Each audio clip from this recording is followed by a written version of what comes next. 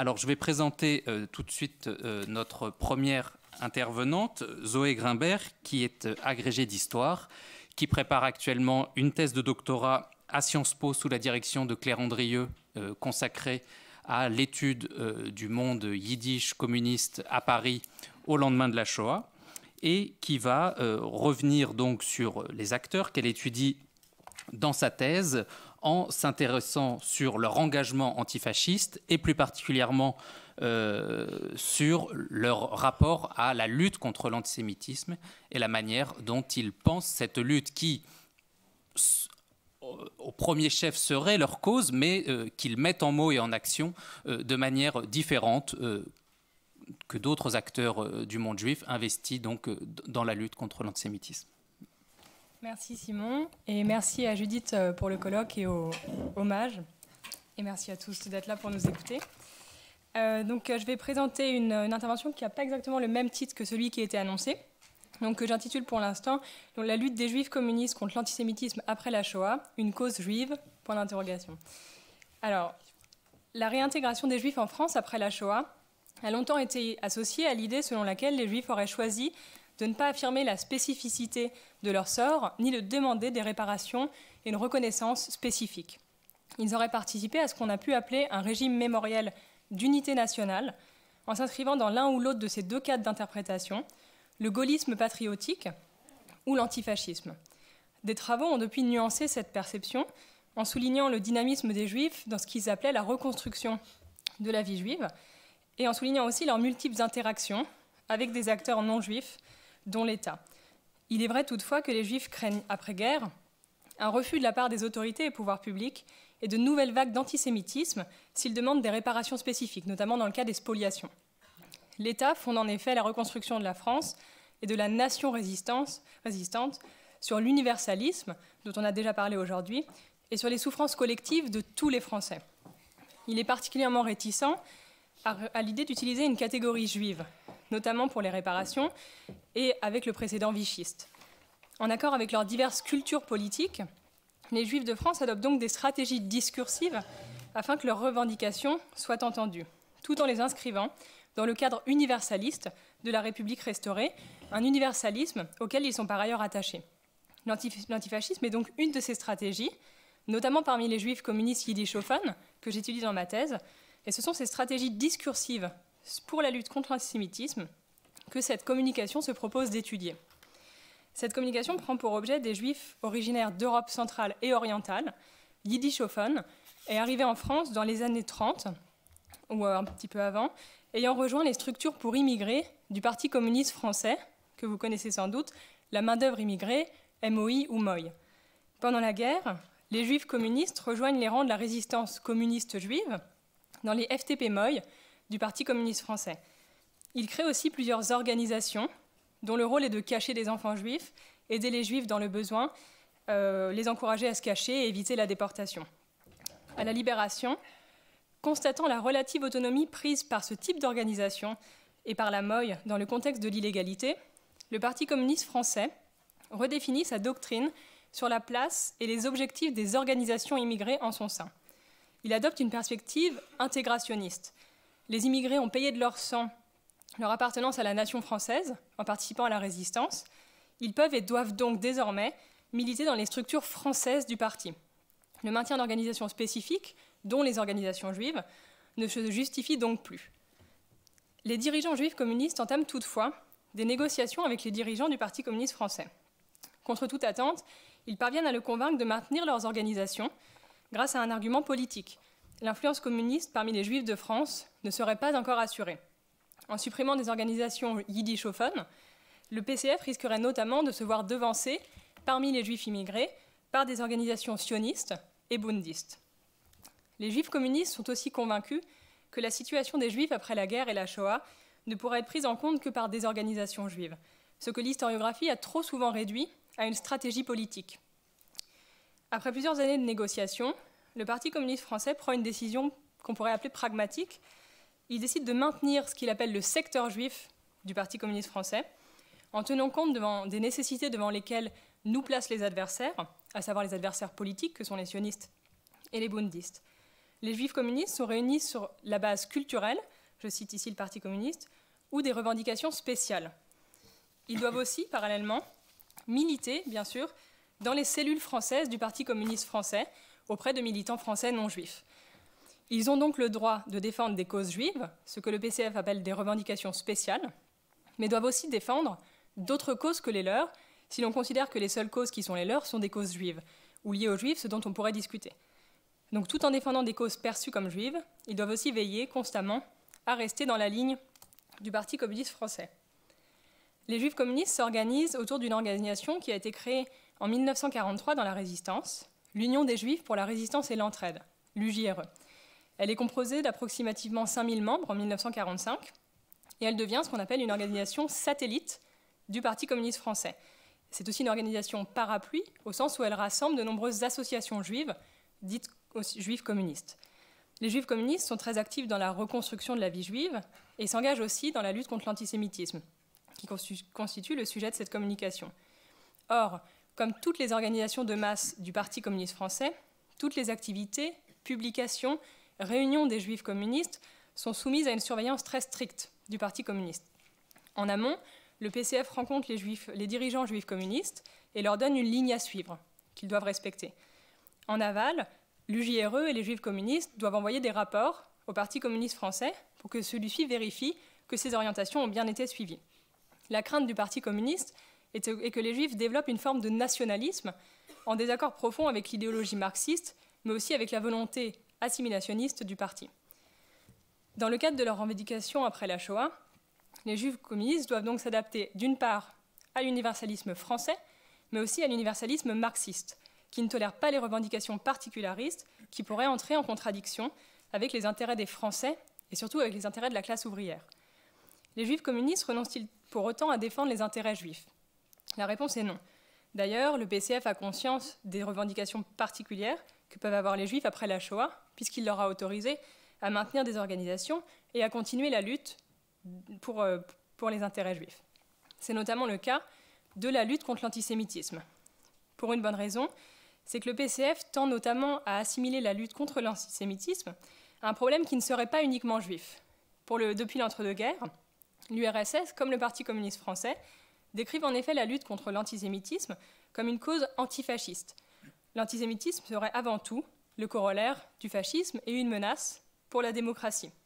Le fascisme étant quant à lui le stade ultime du capitalisme, l'antisémitisme ne serait qu'une manœuvre des classes dominantes pour diviser le peuple et détourner les travailleurs des combats les plus importants. Dans cette perspective, lutter contre l'antisémitisme reviendrait en réalité à lutter contre le fascisme. Dans quelle mesure les juifs communistes adoptent-ils cette analyse de l'antisémitisme? La Shoah la modifie-t-elle? Une telle rhétorique signifie-t-elle que les juifs communistes choisissent de défendre avant tout une autre cause que la leur, à savoir la lutte contre le fascisme, et que l'antisémitisme serait qu'instrumentalisé à cet effet, à des fins de propagande vis-à-vis des juifs non communistes qui pourraient être convaincus que les juifs communistes s'intéressent aux problèmes juifs? À l'inverse, les juifs communistes essaieraient-ils de dissimuler la défense d'intérêts juifs par l'usage d'un discours antifasciste dans la ligne du Parti communiste français? Ce sont ces questions auxquelles j'aimerais répondre aujourd'hui. Comme l'historien Gerben Zaksma l'a souligné, la plupart des travaux sur les juifs communistes tendent à montrer que la propagande communiste et les intérêts des juifs sont incompatibles. Ce seraient deux causes qui s'excluraient l'une et l'autre. Dans cette perspective, la lutte des juifs communistes contre l'antisémitisme ne serait réduite donc qu'à un enjeu de propagande. En m'inscrivant dans la filiation de Gerben Zaksma et d'autres historiens qui ont montré la complexité des identités juives communistes, cette communication entend nuancer les approches stéréotypées.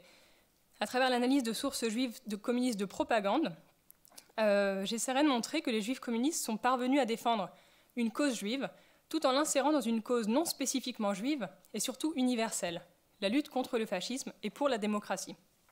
Dans les années 50, toutefois, combiner ces appartenances semble plus difficile. Nous le verrons. Donc je procéderai en 4 temps. Dans un premier temps, je montrerai que dans leurs interactions avec les partis politiques et les pouvoirs publics, les juifs communistes décrivent la lutte contre l'antisémitisme comme une cause nationale et non juive. Donc cela sert un but. D'une part, convaincre les autorités publiques et le PCF de leur fidélité à leur patrie d'adoption. Ainsi, en décembre 1944, Charles Lederman, qui est alors secrétaire général de l'UJRE, écrit une lettre à plusieurs partis politiques, notamment à Maurice Thorez, le secrétaire général du PCF qui vient de revenir en France, ainsi qu'aux représentants du Front National et du Mouvement de Libération Nationale. L'UJRE envoie en même temps une délégation auprès du représentant du Parti Socialiste. Dans cette lettre, que je ne peux reproduire ici, puisque c'est les archives du Parti communiste et qu'on ne peut pas les prendre en photo et les reproduire, Charles Lederman expose la situation des Juifs de France 4 mois après la libération de Paris.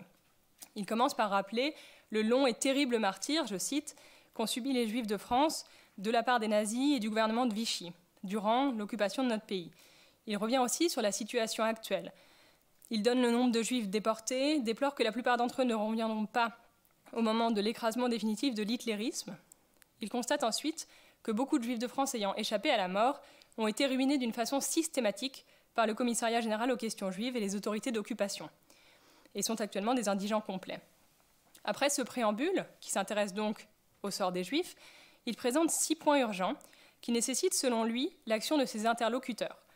Le premier point est intitulé « La nécessité de lutter contre le racisme ».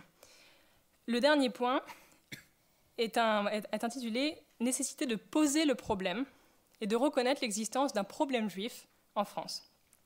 Il y a 2 dynamiques qui pourraient sembler contradictoires dans cette lettre. Tout d'abord, Lederman affirme avec force et sans hésitation qu'il y a un problème spécifique juif après 5 années d'un antisémitisme d'État et de persécution nazie. Il souligne les souffrances juives, demande de l'aide.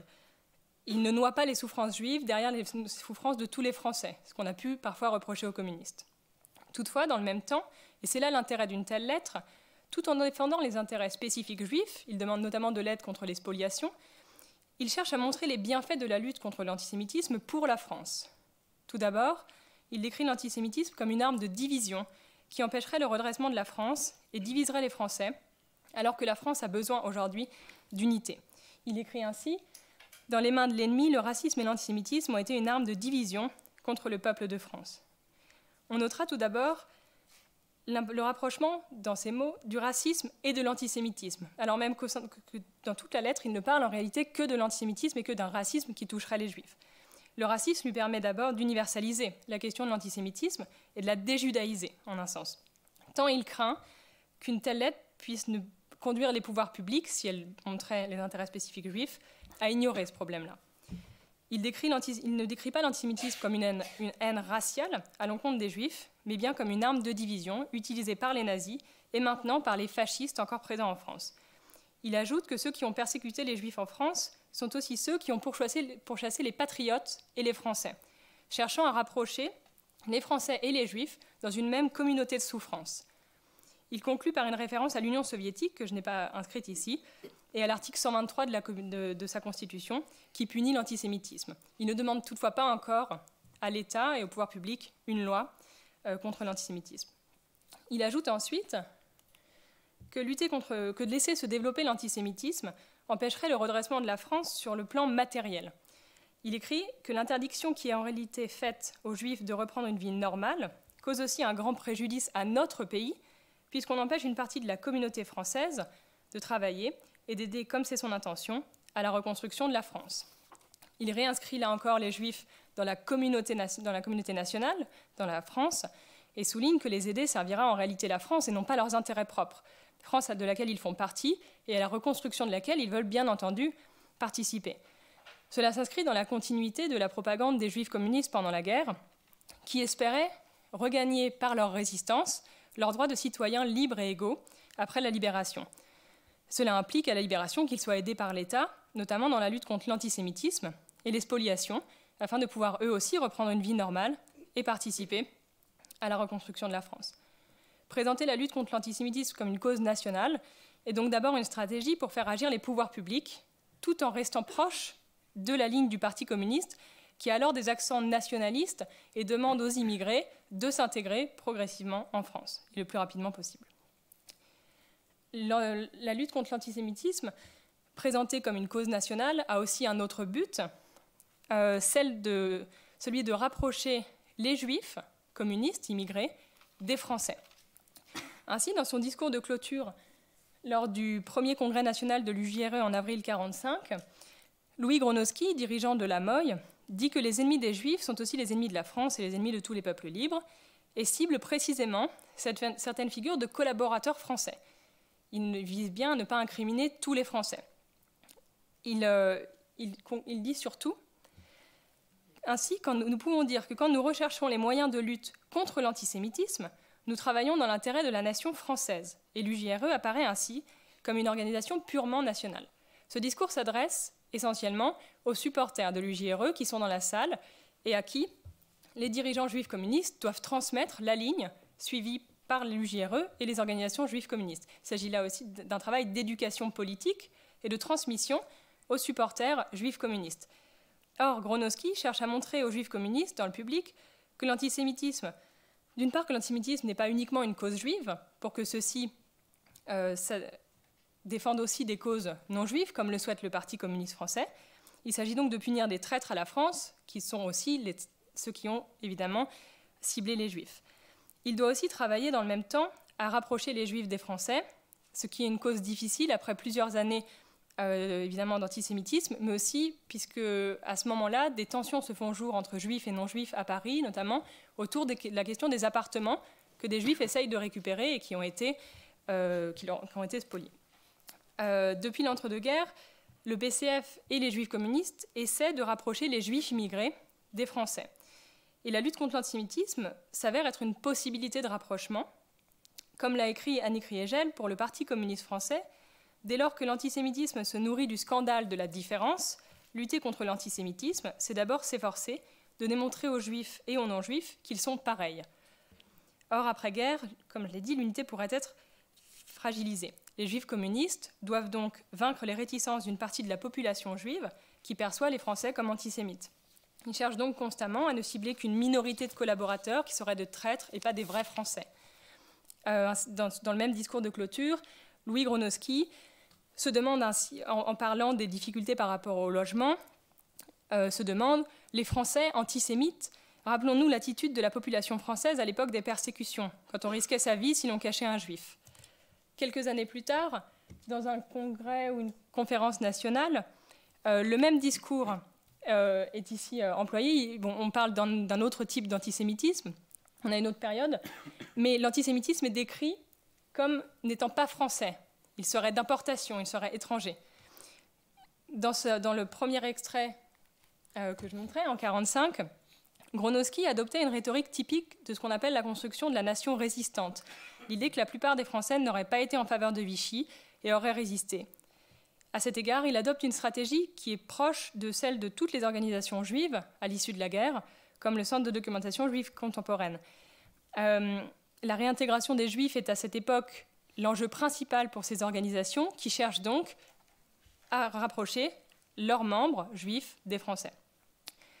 Si les Juifs communistes ont conscience de la persistance de l'antisémitisme dans la société française, ils cherchent donc dans le même temps à convaincre leurs supporters de se rapprocher des Français. Décrire la lutte contre l'antisémitisme comme une cause nationale participe de cette stratégie. Cela évite aussi de s'éloigner de la ligne du Parti communiste français à ce moment-là. Les Juifs communistes décrivent aussi l'antisémitisme comme une cause antifasciste. Pour eux, l'antisémitisme est l'auxiliaire obligatoire du fascisme. C'est une rhétorique qui est en continuité avec celle de l'entre-deux-guerres et du PCF, bien sûr. Pour le PCF, réduire l'antisémitisme à un aspect du fascisme permet de diminuer sa spécificité juive, je l'ai dit. Cela permet aussi d'éviter toute revendication nationale juive. Pour les Juifs communistes, lier le fascisme et l'antisémitisme leur permet de montrer qu'ils ne se battent pas uniquement pour les Juifs, mais aussi pour la démocratie, et donc pour la France. Quelques mois après sa lettre de décembre 1944, le discours de Lederman prend une coloration nettement plus antifasciste, dans la continuité de l'entre-deux-guerres. Entre décembre 1944 et avril 1945, la date du premier congrès national de l'UJRE, les Juifs communistes ont en effet rencontré le Parti communiste à plusieurs reprises. Et celui-ci semble imprimer sa marque sur leur discours. Ce qui n'était pas le cas en décembre 1944, puisque Maurice Thorez venait de rentrer de son exil en URSS et que les Juifs communistes étaient encore dans l'expectative par rapport au Parti communiste français. Or, lors du premier congrès de l'UJRE, en 1945, Lederman prononce un long discours devant un parterre constitué de supporters, de délégués de l'UJRE de toute la France, mais aussi de membres d'organisations juives communistes. Il revient d'abord sur la guerre, la persécution des Juifs, et plus particulièrement cette fois sur la résistance. Il écrit plusieurs pages sur l'héroïsme des Juifs en Europe, mais surtout des Juifs communistes. Il décrit ensuite les buts de l'UJRE pour la reconstruction de la vie juive. Parmi les 8 points qu'il aborde, tous portant sur les problèmes immédiats des Juifs, la lutte contre le fascisme et l'antisémitisme, et non plus le racisme et l'antisémitisme, est le premier. Il dit notamment que les tâches de l'Union des Juifs pour la résistance et l'entraide sont de poursuivre la guerre contre le fascisme et l'antisémitisme. Par cela, il entend notamment l'engagement dans les forces armées, puisque la guerre n'est pas tout à fait terminée, et que des Juifs s'engagent encore pour aller en Allemagne. Il écrit surtout qu'il faut proclamer que l'antisémitisme est l'auxiliaire obligatoire du fascisme. L'histoire montre que la courbe de l'antisémitisme s'élève ou s'abaisse avec la marche de la réaction. Lorsque celle-ci est au pouvoir, l'antisémitisme fleurit. Lorsque la démocratie est en force, l'antisémitisme décroît et même disparaît, comme c'est le cas par exemple en Union soviétique. Je cite. Dans son discours, Lederman associe clairement, cette fois-ci, le combat contre l'antisémitisme avec celui contre le fascisme. Cela s'explique bien sûr par le contexte, la guerre n'est pas encore terminée et seul l'anéantissement de l'Allemagne nazie mettra fin aux tueries. Toutefois, cette rhétorique est constamment employée par les juifs communistes dans les années qui suivent, qui reprennent aussi par là celle de l'URSS et du PCF. Au même moment, le bureau politique du Parti communiste français écrit ainsi que les manifestations d'antisémitisme sont toujours un aspect du fascisme. Il serait donc dans l'intérêt pour les juifs communistes, il serait dans l'intérêt de l'État de légiférer contre l'antisémitisme s'il veut pouvoir lutter contre le fascisme et surtout pour la démocratie. Les juifs communistes défendent donc là 2 causes, une cause juive, la lutte contre l'antisémitisme, mais une cause aussi plus universelle, la lutte contre le fascisme. Mais les deux étant liés, il s'agit en réalité d'une même et seule cause, une lutte pour la démocratie. Par le biais de ce discours, ils peuvent essayer de convaincre plusieurs audiences. D'une part, leurs propres supporters, évidemment, mais aussi des juifs non communistes, avec qui ils cherchent à cette époque, en 1945 et jusqu'en 1948, à allier leurs forces dans la lutte contre l'antisémitisme et pour les droits des juifs. Ils peuvent aussi convaincre les pouvoirs publics. Pour quelles raisons ? À cette époque-là, en 1945, le discours antifasciste des juifs communistes, même s'il fait référence à l'Union soviétique, peut paraître moins politisé qu'il ne l'est quelques années après, en plein contexte de guerre froide. À ce moment-là, ils peuvent donc espérer, par un discours antifasciste et pour la démocratie, convaincre des individus non communistes, mais qui se considèrent comme non fascistes aussi. Les juifs communistes parviennent d'ailleurs à unir leurs forces à ce moment-là avec d'autres groupements juifs, notamment donc les sionistes de la Fédération des sociétés juives de France. En tout cas, c'est un projet qu'ils essayent de mener jusqu'en 1948, où ce projet échoue.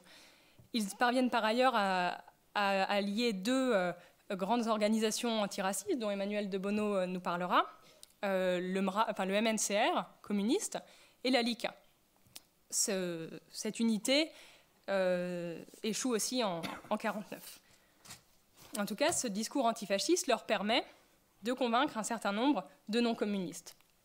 Ce discours a toutefois, dès 1945, une connotation très communiste, avec une analyse de l'antisémitisme qui est aussi une analyse faite en termes de classe sociale, en nette continuité avec celle du Parti communiste et de l'entre-deux-guerres.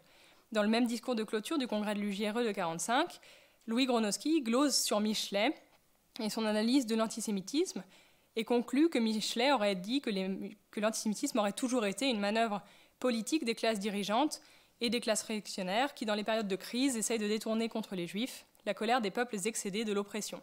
Ce même type de discours est employé quelques années après, presque mot pour mot, par un autre orateur de l'UJRE qui est le frère, si j'ai bien...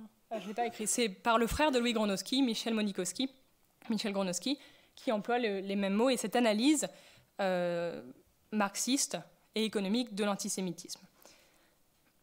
Dans l'immédiat après-guerre, les juifs communistes décrivent donc la lutte contre l'antisémitisme comme une cause nationale d'une part et comme une cause antifasciste. Loin de se battre uniquement pour eux-mêmes, c'est ce qu'ils montrent, ils défendraient surtout des causes universelles, d'autres causes que les leurs. Ce faisant, ils espèrent se faire entendre par les autorités publiques, sans que celles-ci ne leur donnent pleine satisfaction, puisque la loi qu'ils demandent, qu'ils appellent de leur vœu, la loi Marchandeau, qui est mentionnée ici, C'est cette première slide que vous deviez voir avant.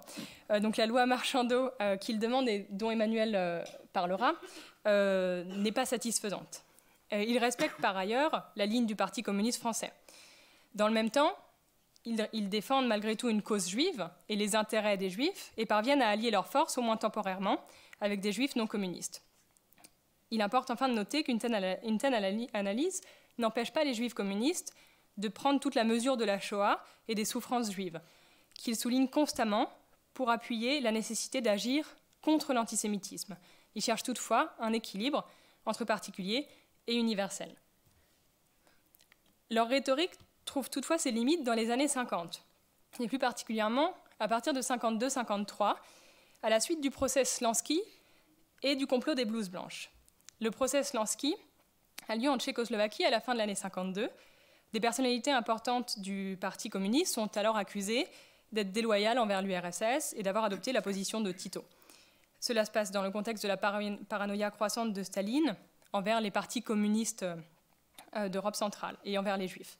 La plupart des 13 accusés au procès Slansky étaient effectivement juifs. Quelques mois plus tard, au début de l'année 53, plusieurs médecins de Moscou sont accusés d'avoir planifié l'assassinat de plusieurs dirigeants soviétiques. Encore une fois, la plupart de ces médecins sont juifs. Cependant, contrairement au procès Slansky, où la majorité des accusés sont condamnés à mort, la mort de Staline interrompt les arrestations des médecins. Ceux-ci sont libérés et même blanchis. En France, cet événement accélère la rupture entre les juifs communistes et les juifs non communistes. Ils avaient déjà échoué à allier leurs forces en 1948. En 1952-1953, les juifs non communistes demandent aux juifs communistes de reconnaître l'existence d'un antisémitisme dit rouge, ce que les juifs communistes refusent de faire. Ceux-ci nient l'existence d'antisémitisme en URSS, notamment à la suite du Parti communiste. Dans leurs journaux, ils écrivent que les accusés au procès Slansky sont des traîtres, que leur punition était bien méritée. Ils décident également de publier une brochure pour contre-attaquer ce qu'ils appellent une campagne anti-soviétique. Cette brochure est également publiée par extrait dans Naïeux Presseux. En janvier 1953, ils écrivent ainsi que les Juifs se sont découverts de singuliers amis. L'antisémitisme en Union soviétique et dans les pays de démocratie populaire semble fortement inquiéter au point de devenir une de leurs préoccupations majeures. Ils ciblent ensuite plusieurs journaux français qu'ils disent être des racistes et des antisémites et des pourvoyeurs de chambres à gaz et de fours crématoires. Ils accusent aussi le président américain d'être les véritables racistes et l'URSS ne serait pas un État raciste. Dans cette diatribe violente, l'UJRE va donc jusqu'à comparer des journaux racistes tels que Rivarol avec Le Figaro, qui a cessé de paraître en 1942 et était partisan du MRP de De Gaulle. L'UJRE va jusqu'à les décrire comme des défenseurs des nazis. Selon eux, les plus racistes et les antisémites sont donc des tartuffes, qui accusent l'URSS de quelque chose de faux. Voilà, à la suite de ce type de publication, les communistes juifs sont exclus des derniers espaces de coopération dans le monde juif, puisqu'ils perdent leur siège de représentants au CRIF, au sein du CRIF, même s'ils continuent d'en être membres, mais ils n'ont plus de représentants au sein du CRIF, alors qu'ils avaient contribué à sa constitution, à sa formation en 1944. Pour les juifs communistes, reconnaître publiquement l'existence d'antisémitisme en URSS est difficile. D'une part, cela remet en cause leur analyse de l'antisémitisme comme corollaire du fascisme, puisque l'URSS incarne pour eux l'antifascisme après-guerre. C'est le pays qui a libéré les camps, vaincu le nazisme. Il est dur pour eux de remettre en question tout un argumentaire qui leur est par ailleurs imposé par le Parti communiste français. D'autre part, c'est tout leur engagement politique et leur foi dans le communisme, une idéologie qu'ils espéraient leur aurait permis de vaincre l'antisémitisme, qui risque de s'effondrer. Qu'ils aient su ou non ce qui s'était réellement passé en URSS, ils ont choisi officiellement de suivre la ligne du passé, comme le révèlent les documents de propagande à notre disposition. Cela ne dit toutefois rien des croyances ou des doutes personnels des juifs communistes. En 1952-1953, à l'exception notoire d'un cadre, aucun des cadres dirigeants des organisations que j'étudie n'a discuté la position officielle. En revanche, les militants dits de base et les sympathisants ont pour certains rompu avec le communisme à ce moment-là, comme l'indique Charlotte Roland dans son ouvrage sur les Juifs de Belleville dans les années 50. Une crise semble toutefois traverser le secteur juif du Parti communiste à la fin des années 50. En 1956, à la suite du rapport Khrouchtchev au 20e congrès du Parti communiste de l'URSS, les crimes de Staline sont révélés. Même si le rapport est censé être secret, il fuite rapidement, notamment dans la presse. Des extraits sont publiés dans Le Monde en juin 1956. Khrouchtchev a notamment souligné le fait que les Juifs avaient été des victimes de complots en 1952-1953 et ciblés comme juifs. Il explique aussi que plusieurs membres du comité antifasciste juif de Moscou ont été exécutés, ce qui est révélé à ce moment-là, mais ce qui était déjà soupçonné par la plupart des Juifs dans le monde. Les Juifs parisiens non communistes étaient déjà effectivement méfiants et n'avaient pas de doute sur ce qu'ils appelaient les méfaits de l'URSS, notamment après avoir appris l'assassinat des écrivains yiddish sous les ordres de Staline.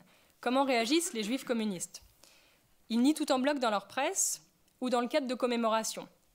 Au même moment, le Parti communiste français décide lui aussi de tout nier en bloc, même si Khrouchtchev a accepté pourtant de faire cette autocritique.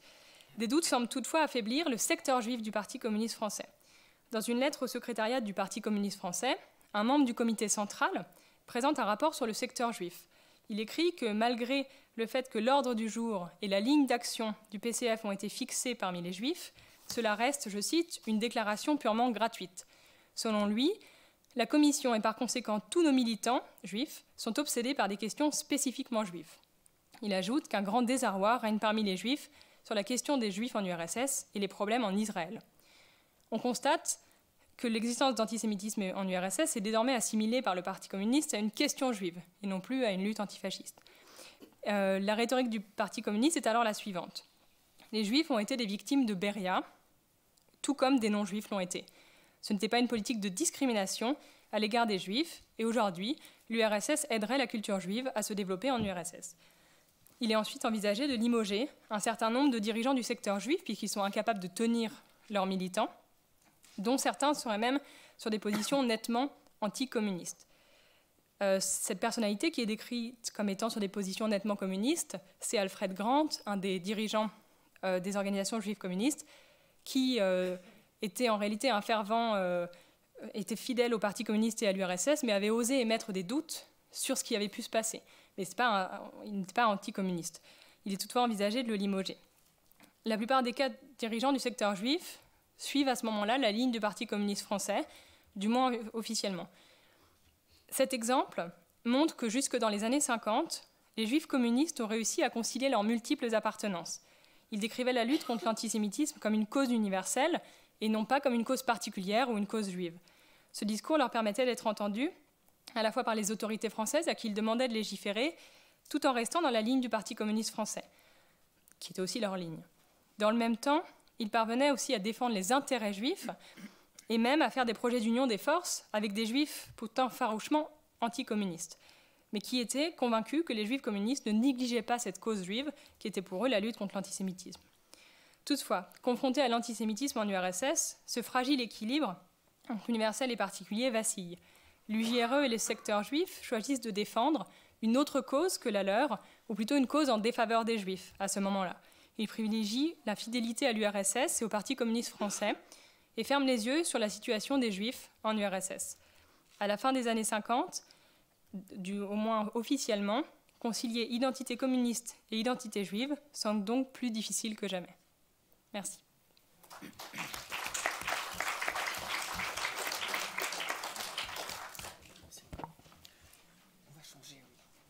Alors, ça s'inscrit mieux dans la continuité.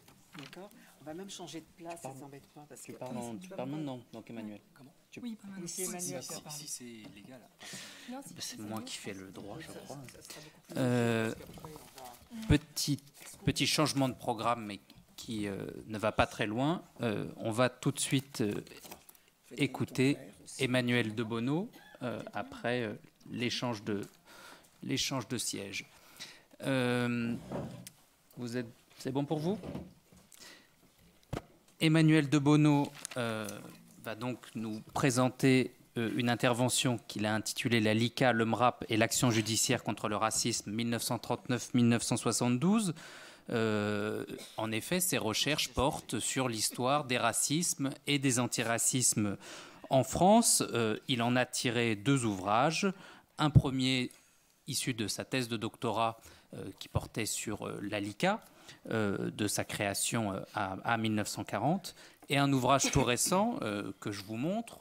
J'espère qu'on le trouve à la librairie du Mage, et sinon vous le trouvez dans d'autres librairies, intitulé « Le racisme dans le prétoire », et c'est plus particulièrement de cette question, des rapports entre action judiciaire et antiracisme, qu'il va nous parler à l'instant. Merci Simon, bonjour à tous, et merci au musée, Paul Salmona et Judith Lindenberg pour cette invitation. Alors oui, il semblait, effectivement, c'est plus logique que je prenne la suite de Zoé, puisque je vais parler beaucoup de choses qui vont se recouper, en tout cas dans les perspectives, cette question de la place de l'antisémitisme. Et moi, je vais l'aborder sous l'angle de la loi, en vous parlant, alors c'est vrai, j'ai inscrit cette communication un petit peu à la suite de la sortie de ce livre, qui est sorti en fin septembre dernier, et qui traite de procès judiciaires autour de la loi Marchandeau. Alors la loi Marchandeau, c'est donc la période qui va de 39 à 72 et qui est celle de l'intitulé du titre que j'ai choisi, correspond à celle de l'application de la loi, alors dite Marchandeau, du nom du ministre, du garde des Sceaux de l'époque, Paul Marchandeau, qui a été adoptée par décret le 21 avril 1939 et qui fait entrer l'injure et la diffamation raciale dans la catégorie des délits. Alors, en quoi concerne-t-elle le thème qui fait l'objet de ce colloque ? Eh bien, c'est précisément l'exemple d'une action qui est portée dès ses origines par des Français juifs. D'abord parce qu'ils étaient alors les premiers visés en France métropolitaine par ce type d'attaque, mais aussi parce qu'ils étaient en mesure de réagir.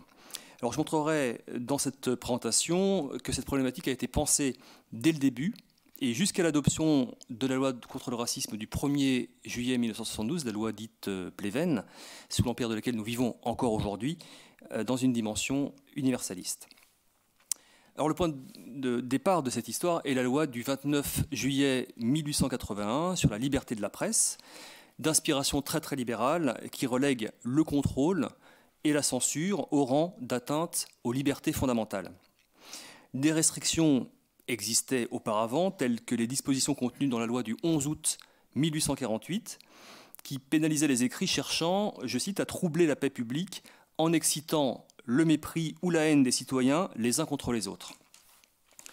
La loi de 1881 supprime d'autres délits comme l'attaque contre la liberté des cultes, l'outrage à la morale publique et religieuse, ou encore l'outrage aux religions reconnues par l'État. Ce sont ces suppressions qui, parmi d'autres facteurs, rendent possible en fait la publication en 1886 du célèbre pamphlet d'Édouard Drumont, La France juive, qui va être édité à des milliers d'exemplaires et qui va avoir plusieurs rééditions. L'ouvrage donc connaît un succès, joue un rôle, on le sait, fondamental dans le retour de l'antisémitisme à la fin du XIXe siècle. Et ça montre effectivement que les libertés conquises par cette loi, la loi sur la liberté de la presse, ne vont pas sans excès. Alors un rédacteur de l'Univers israélite, le journal des principes conservateurs du judaïsme, dit par exemple dans une édition du 15 juillet 1887, en des termes qui n'ont rien de communautaire, que des limites à la liberté d'expression sont nécessaires, quoi qu'en disent les utopistes, car cette liberté d'exciter est devenue, je cite, une provocation permanente à la guerre civile. Alors cette crainte d'une cohésion nationale qui serait mise en danger est aussi celle d'un non-juif comme Paul Déroulède, chantre du patriotisme, fondateur de la Ligue des Patriotes, qui estime quelques années plus tard que Drummond est, je cite, un de ces mauvais Français qu'il nous faut exécrer de toute la force de notre patriotisme. Déroulède ajoute « C'est l'intérêt de la patrie supérieure à toute autre considération qui nous commande d'en finir avec ses ennemis publics. » Et on peut lire à la même époque, donc, dans un article de l'Univers israélite, donc en juillet 1892, le message suivant adressé aux autorités: modifier la funeste loi de juillet 1881 qui a lâché la bride à leur mauvaise passion, et vous verrez ces immondes reptiles rentrer aussitôt sous terre. Il vous faudra bien en venir là, car tout autre moyen est illusoire. Alors, en dépit de la perspicacité de certains Français non-juifs, comme Déroulède, la revendication d'une loi contre le racisme va mettre du temps à être formulée et va être portée par des juifs, principalement les militants de la Ligue internationale contre l'antisémitisme, la LICA, actuelle LICRA, fondée à la fin des années 20, et qui va donc militer activement pour cette loi au cours des années 1930.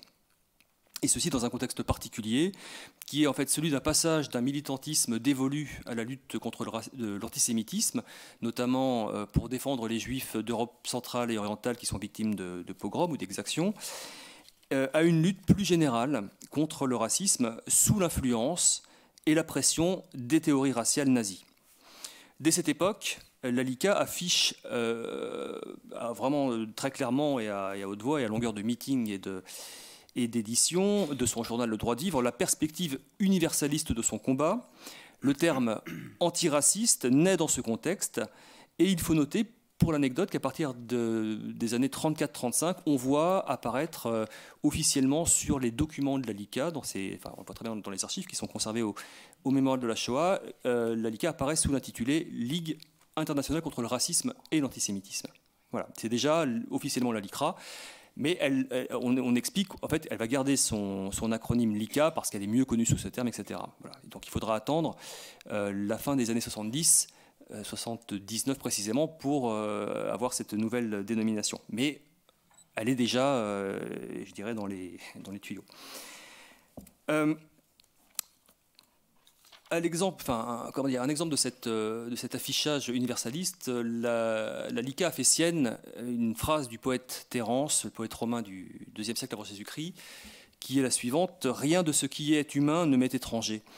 Et ça devient donc un des slogans de l'organisation, d'une organisation qui dénonce à la fois la ségrégation aux États-Unis, le racisme des dictatures fascistes, le racisme colonial, mais j'y reviendrai, pas la colonisation, et la haine anti-juive, qui connaît en France une nette résurgence. Pour autant, cet universalisme comporte des angles morts, qui sont ceux donc d'une époque où la gauche, à laquelle se rattache la LICA, ne remet pas en cause, je viens de le dire, la colonisation, mais seulement ses excès. Je mets des guillemets à excès. Il faut également souligner l'usage omniprésent du mot race pour décrire les réalités humaines. L'association fondée et présidée par le journaliste Bernard Lecache n'échappe pas à la pensée raciale qui domine à l'époque et qui dominera encore au lendemain de la guerre. On trouve sur le site de l'INA des vidéos de Bernard Lecache, notamment une émission d'un débat en 1959 où, avec d'autres intervenants scientifiques ou écrivains, Bernard Lecache partage le monde clairement entre les jaunes, les rouges, les noirs, etc. Cette manière de voir, cette pensée raciale, finalement, empêche en grande partie une organisation comme la LICA de pouvoir penser le racisme colonial dans sa dimension intrinsèque. Bien que menant activement campagne pour un rapprochement judéo-musulman en Afrique du Nord, bien qu'ayant fondé un rassemblement mondial contre le racisme, comprenant des organisations exprimant ouvertement leur hostilité à la colonisation, la LICA est souvent dénoncée comme une organisation juive, dont les militants sont principalement des juifs, ce qui est vrai, et les combats centrés essentiellement sur l'antisémitisme, ce qui n'est pas complètement faux. Tel est le contexte militant dans lequel va être réclamée à partir de 1934 une loi contre le racisme. La revendication n'a rien d'absurde ou d'exceptionnel. Il existe bien des pays à cette époque-là qui se sont dotés d'une législation, alors avec différentes formulations, mais qui en général répondent toutes à, je dirais, l'offensive de propagande de nazis à travers le monde. Alors il faut bien noter qu'il est extrêmement rare que l'on trouve cette revendication sous l'appellation de loi contre le racisme. J'ai trouvé à deux reprises sous la plume d'un même militant, cheville ouvrière du projet, Georges Zerafa, industriel et intellectuel, proche de la revue Esprit, très engagé pour, expliquait-il, la régénération des Juifs, du judaïsme, à travers la lutte contre l'hitlérisme et qui sera sioniste après la guerre. Zerafa, dans un rapport publié à l'été 1938, affirme notamment, je cite, qu'une loi contre l'antisémitisme ne serait pas, pour les Juifs, une faveur exceptionnelle, mais la suppression d'une exceptionnelle disgrâce, la menace de la disqualification civique. Cette formulation rappelle qu'en France métropolitaine, ce sont bien les Juifs, français ou étrangers, qui sont d'abord la cible de telles attaques. Pour autant, à aucun moment, d'après ma documentation, il n'apparaît qu'il y ait eu des rappels à l'ordre au sein de l'organisation quant au risque d'un détournement possible du projet dans un sens particulariste. Pour la LICA, il y a deux impératifs. Le premier s'inscrit dans un idéal assimilationniste et réclame l'égalité des droits. Celle-ci assure l'unité de la nation. Il n'est donc pas question de mettre un groupe de personnes sur un piédestal. C'est pourtant évidemment la base argumentaire des attaques antisémites qui visent ces militants accusés de vouloir créer une catégorie d'intouchables. Le second impératif vise à mettre les individus hors d'atteinte d'attitudes dégradantes ou discriminatoires. Donc c'est le premier de ces impératifs qui va inspirer le législateur, influencé en cela par les travaux du Comité de défense et de vigilance, le CDV, fondé en 1936 à l'initiative du consistoire de Paris, du consistoire central. Le CDV, qui était vraiment une structure destinée à lutter contre l'antisémitisme, planche de son côté, sans lien avec la LICA, en tout cas ça n'apparaît jamais dans les archives, sur un projet de loi. En octobre 1938, un avocat du comité suggère de créer un délit contre la défense nationale.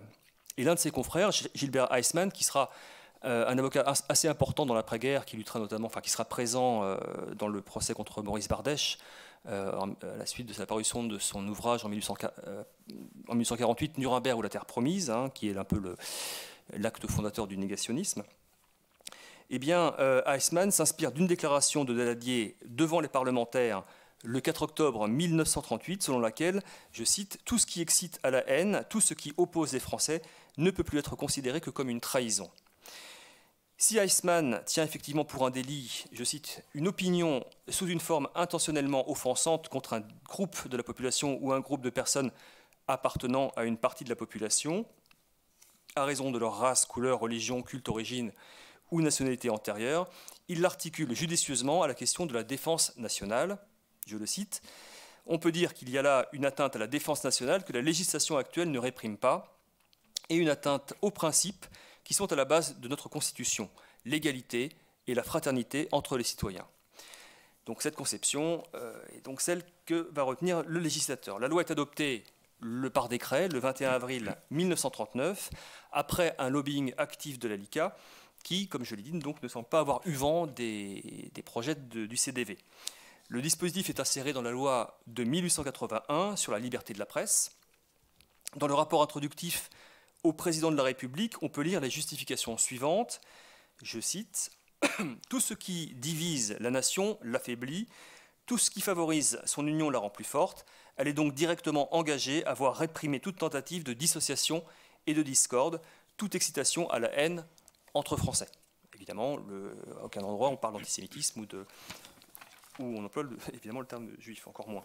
L'intérêt collectif est plusieurs fois affirmé dans le rapport qui s'achève par ces mots. Le projet de décret qui vous est soumis, donc au président de la République, a seulement en vue l'intérêt public et le salut de la patrie. Donc il faut bien comprendre à travers ces mots que conformément aux principes républicains, la loi n'est pas catégorielle. Elle n'a pas pour objet d'apporter une protection particulière à certaines personnes ou à certains groupes de citoyens. La LICA se félicite de cette adoption en ces termes. La seule critique émise vient de Georges Zerafa, qui regrette l'introduction du mot race dans la législation française. On doit également, ce sera également reproché par l'extrême droite, en l'occurrence, qui trouvera surprenant qu'on ait utilisé ce mot race. Il y aura un petit peu d'ironie. Zerafa a également émis cette réflexion en mai 1939, assez perspicace lorsqu'on connaît la suite de l'histoire, je cite, « Ce décret, dans l'intention de ses auteurs, fut probablement un acte lié à cette circonstance qu'ils espèrent passagère d'un antisémitisme, instrument du pangermanisme. Autrement dit, c'est toujours Zerafa qui parle, si l'antisémitisme n'avait pas été l'instrument du pangermanisme, il n'aurait pas été interdit. » Alors je ne rentre pas dans le détail juridique du texte, dont il faut surtout savoir qu'il permet de sanctionner l'injure et la diffamation visant un groupe de personnes qui appartiennent par leur origine à une race ou à une religion, lorsqu'elles auront eu pour but d'exciter à la haine entre les citoyens ou habitants. Alors je vais la refaire lentement. Donc l'injure et la diffamation, ni plus ni moins, visant un groupe de personnes. Lorsqu'elle elle est formulée, alors elle peut être formulée à l'adresse d'un individu, mais le renvoyant à sa race, espèce de t'appartiens à une sale race, etc. Donc ces insultes ces injures et diffamations doivent avoir, pour qu'on puisse entrer dans la voie d'une condamnation judiciaire, eu pour but d'exciter à la haine entre les citoyens ou habitants. Intention d'exciter à la haine, ce qui sera évidemment jamais facile à démontrer. Et citoyens ou habitants, c'est pas compliqué, citoyens français, habitants, étrangers. La loi est dénoncée par l'ensemble de l'extrême droite comme étant la loi des Juifs, c'est-à-dire un dispositif mis en place par le pouvoir judéo-maçonnique destiné à mettre les Juifs à l'abri de toute critique et à empêcher l'action salutaire contre leurs projets nécessairement subversifs. Les autres critiques qui s'exercent contre la loi sont celles des libéraux, inquiets des atteintes possibles à la liberté d'expression. Mais on ne trouvera nulle part, si vous voulez, d'attaques formulées par des journalistes ou des politiques réellement démocrates contre le fond de la loi. C'est vraiment la liberté d'expression qui inquiète une partie de l'opinion, à commencer par les professionnels, donc le monde de la presse. Ce qui fait la force de cette loi, à savoir l'affirmation de la primauté de la défense nationale dans un contexte international tendu, puisqu'il s'agit alors de neutraliser les influences hitlériennes en France, fait pourtant aussi sa faiblesse. Mais celle-ci n'apparaît qu'après la guerre, quand la menace du pangermanisme, pour reprendre le terme de Zerafa, n'est plus. À l'été 1939, la loi Marchandeau est appliquée sans faiblir par le ministère public, habilité à mener les poursuites, comme tout individu qui est attaqué en ces termes, contrairement à la LICA ou à toute autre association qui ne peut pas se constituer partie civile. Donc c'est uniquement l'individu attaqué ou le ministère public qui prend l'initiative d'engager des poursuites. Les cibles à cette époque sont clairement définies. Il s'agit pour le gouvernement français de frapper les propagandistes pro-hitlériens qui ont pour nom Louis Darquet de Pellepoix, Pierre Clémenty, François de Boisjolin ou encore Jean Boissel. C'est donc bien à travers ces activistes stipendiés par l'Allemagne une lutte contre l'hydre nazi que mènent les autorités françaises. Les formes d'antisémitisme de plus basse intensité ne sont pas prises en compte. Cela a son importance puisqu'en définitive, il apparaît dès alors que la loi, comme l'avait pressenti Zerafa, est inspirée d'une vision conjoncturelle et partielle de l'antisémitisme. Autrement dit, l'antisémitisme, comme l'a dit Zoé, est un phénomène perçu comme d'essence et d'importation étrangère. Dans l'immédiat, donc, la LICA appelle incessamment les pouvoirs publics à en faire usage dans l'intérêt supérieur du pays. Bernard Lecache, président de la LICA, préconise une épuration en profondeur en mettant l'accent sur l'Algérie, quitte à imprimer dans les esprits l'image du juif maître de la France. Je le cite, c'est une citation qui date de mai 1939. « Je suis prêt à signer 100 et 1000 plaintes de cet ordre, à poursuivre 100 et 1000 bonshommes de cet acabit, à emplir toutes les chambres de toutes les correctionnelles de mes grimoires et placets. Plainte sur plainte. » Voilà ce qui fait dire à un journal antisémite comme l'Unitaire français, en juillet 1939, quand donc Daladier nommera-t-il Lecache procureur de la République. Les activistes sont condamnés, ce qui renforce leur hargne contre les Juifs. L'entrée en guerre vient toutefois suspendre l'application des peines qui pourtant étaient sévères, puisqu'on avait affaire à des peines de prison fermes et à de lourdes amendes. La période qui s'ouvre ensuite est celle de la revanche et de l'éclipse de la loi, abrogée par un acte du gouvernement de Vichy. Les peines sont annulées et ces personnalités anti-juives réclament à corps et à cri le châtiment des promoteurs de la loi, Paul Marchandeau et Bernard Lecache. Je fais un pas en avant. Qu'en est-il dans la France libérée? Alors d'abord, il faut commencer par dire que la loi Marchandeau est rétablie avec le reste de la législation républicaine par l'ordonnance du 9 août 1944. Il n'existe, à ma connaissance, aucun débat autour de l'opportunité ou non de remettre cette loi en vigueur. Le pays a évidemment d'autres chats à fouetter. On imagine mal, quoi qu'il en soit, un journaliste ou un politique qui viendrait en contester le principe du rétablissement après les événements de la guerre. Les militants antiracistes se trouvent face alors à une série d'enjeux et d'évolutions. D'abord, il est un fait que l'antisémitisme n'a pas succombé dans les décombres du nazisme et du vichisme. On ne peut pas parler de ce point de vue de rupture fondamentale avec l'avant-guerre. Le nazisme a certes disparu, mais ses turiféraires et ceux du maréchal Pétain refont rapidement surface et dénoncent à nouveau la prétendue puissance juive, certains allant jusqu'à réclamer, au début des années 50, un statut particulier pour cette catégorie de citoyens. Ensuite, la persécution a marqué les esprits et le seuil de tolérance de la société civile à l'égard de ces manifestations s'est abaissé. La dénonciation de l'antisémitisme prend sa place dans un affrontement continué entre résistants et collaborateurs. Cette configuration est importante car, d'une manière générale, la lutte contre l'antisémitisme et le racisme tend à être subordonnée au combat antifasciste qui perdure dans l'après-guerre. Si, incontestablement, le point de vue antiraciste progresse dans la société française, renforcé par un contexte favorable, comme par exemple l'action de l'UNESCO, il est en quelque sorte enferré dans des problématiques qui le dépassent. Le renfort d'associations d'anciens résistants, d'anciens combattants non juifs est souvent bien utile pour gagner en légitimité dans l'action publique. Malgré tout, la société prend lentement acte de ces nouvelles réalités. L'une d'entre elles est l'hostilité entremêlée de racisme dirigée contre les hommes venus des colonies d'Afrique du Nord et d'Afrique subsaharienne, s'installer en métropole généralement pour y faire des études ou y travailler, ou les deux. Il s'agit ici du décollage d'une immigration qui suscite des réactions de plus en plus vives dans les milieux nationalistes. Il faut noter à ce sujet l'importance que revêt dans la grille d'analyse des militants antiracistes l'expérience de la Shoah, qui se voit conférer une valeur d'exemplarité et en quelque sorte une forme d'universalité. La continuité entre la parole et le passage à l'acte et au crime faisait déjà partie de l'argumentaire antiraciste dans l'avant-guerre. Le voici comme définitivement confirmé par les faits dramatiques de la guerre. Il y a en conséquence une articulation de la problématique générale du racisme avec l'expérience spécifique de l'antisémitisme qu'illustre par exemple une remarque d'une avocate lors d'un procès dans un procès pour discrimination en 1966 et qui dit, je la cite, « On commence par la sélection, on continue par la ségrégation et on finit par le camp de concentration ». Ce paradigme de la Shoah va longtemps peser sur le militantisme antiraciste. Alors je sais qu'actuellement, par des retours sur ce qui se fait au sein de la LICRA par exemple, on a toujours, alors c'est pas du tout pour balancer, mais c'est la vérité, il y a toujours ce paradigme de la Shoah qui est souvent la porte d'entrée pour parler du racisme ou d'autres formes de racisme. Et je vous laisse imaginer que c'est évidemment pas toujours en adéquation avec les attentes des élèves qui ont du mal quand même à faire un lien entre la déportation et par exemple des questions comme le contrôle au faciès ou de ce type de problématiques.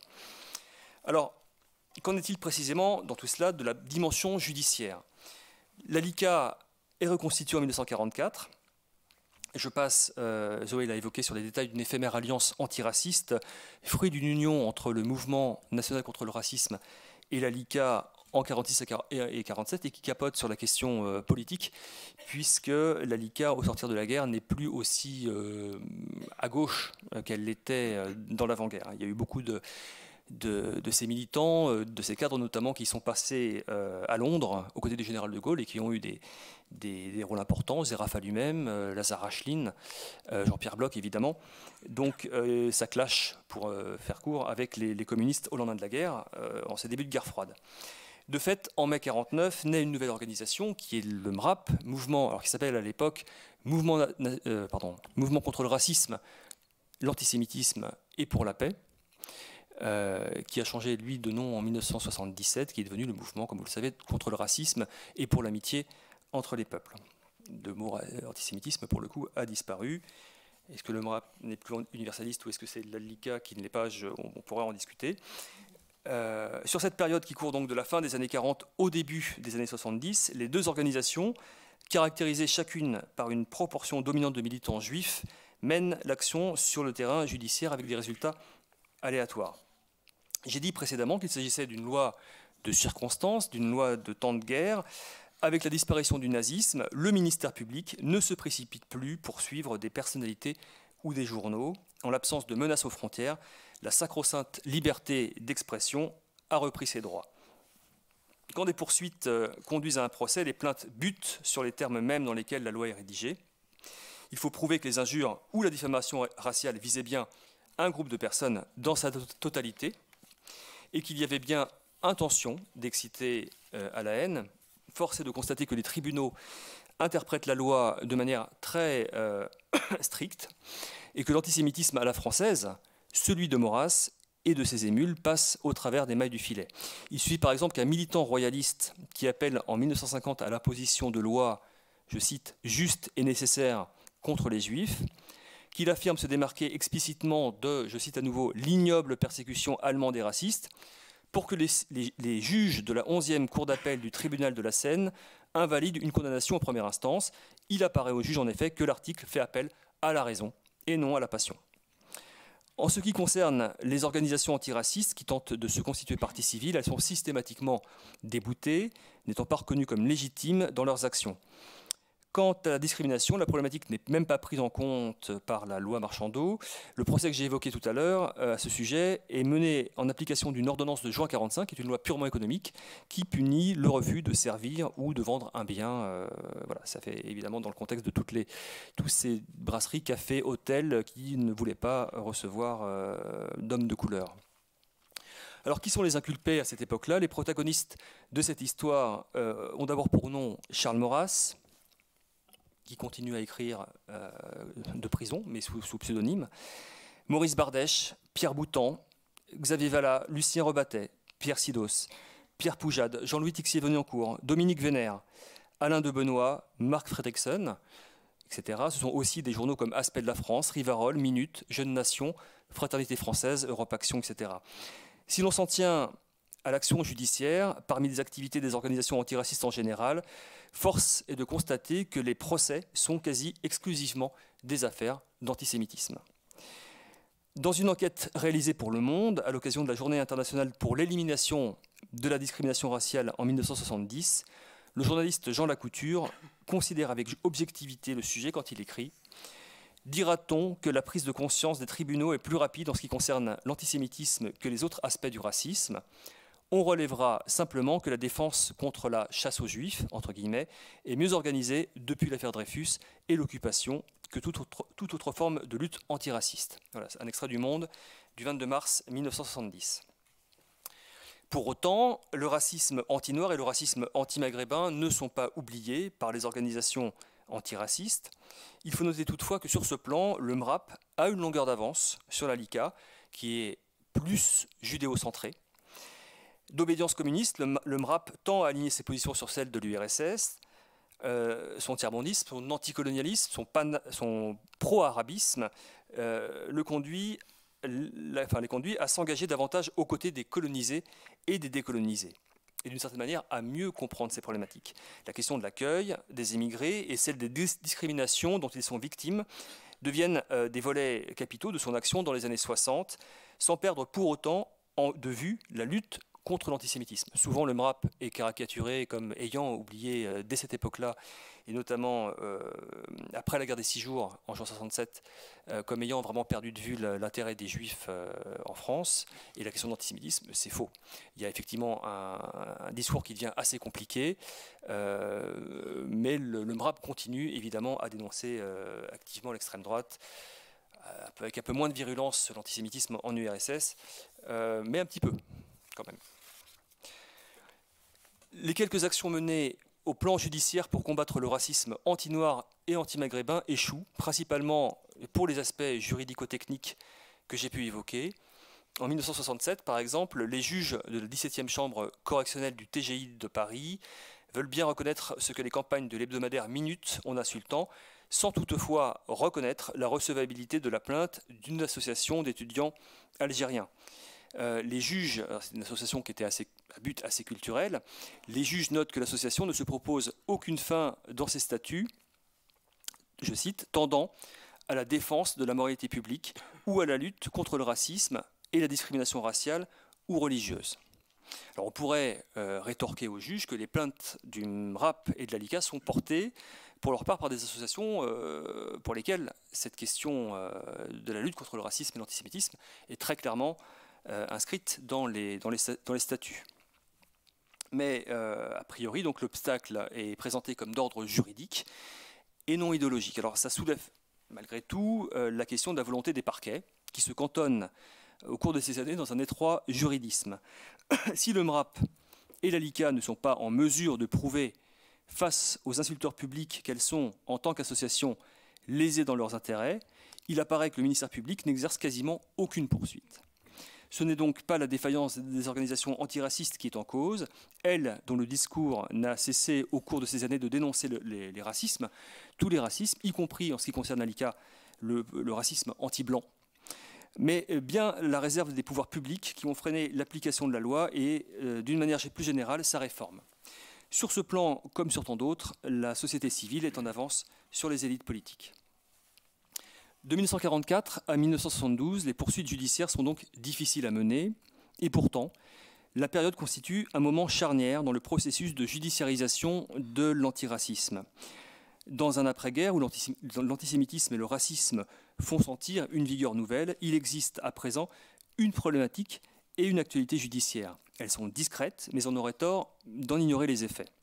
D'abord, il faut noter que de nombreuses allusions dans la presse d'extrême droite témoignent de la prise de conscience par ces rédacteurs d'extrême droite qu'une loi existe. La loi ne bâillonne pas. Celles et ceux qui exploitent le filon du racisme et de l'antisémitisme, quoi qu'ils en disent à l'époque et quoi qu'ils le disent toujours aujourd'hui, mais elle les conduit souvent à adapter leurs plumes, à développer des stratégies de contournement ou à cultiver l'ambivalence. Ces années d'après-guerre sont donc d'abord celles d'un lent processus d'intégration d'une norme par l'ensemble du corps social, consistant à expulser la parole raciste et antisémite de l'espace public, ou tout du moins à comprendre qu'elle constitue un délit. Différents indices au cours de la période montrent que la question du délit raciste se pose désormais à la collectivité, plus prompte à réagir et à dénoncer, et non plus aux seuls militants. J'en donnerai ici un exemple. Le MRAP rend compte fin 1962 d'un procès, le seul pour ainsi dire contre Pierre Poujade pour diffamation raciale, et qui se passe à Limoges, puisque le journal Fraternité française avait sa raison sociale dans cette ville. C'est un article de son journal Fraternité française où est dénoncée l'action néfaste des vampires de haut vol. Alors il faut entendre par là Rothschild, Bleustein, Mendes, etc. En des termes qui sont plus qu'ambigus et qui tendent à rejaillir par leur ambiguïté en fait, sur l'ensemble des Juifs. Le procès se solde par une condamnation en première instance. Et le journal du MRAP, Droit et Liberté, commente en ces termes, je cite, « Le lendemain du jugement, toute la presse, sans exception, ainsi que tous les postes et chaînes de radio et télévision, ont rendu compte de la décision des juges de Limoges. C'est aussi un des aspects de la victoire remportée sur Poujade et ses semblables, dans la mesure où la condamnation de l'antisémitisme a été portée à la connaissance de l'opinion publique française. » Les juges en appel et en cassation ne suivent pas le premier jugement et donnent raison à la défense qui a argué de la liberté d'expression. Pour les militants antiracistes, cette défaite ne vide pas l'action judiciaire de son sens et de sa substance.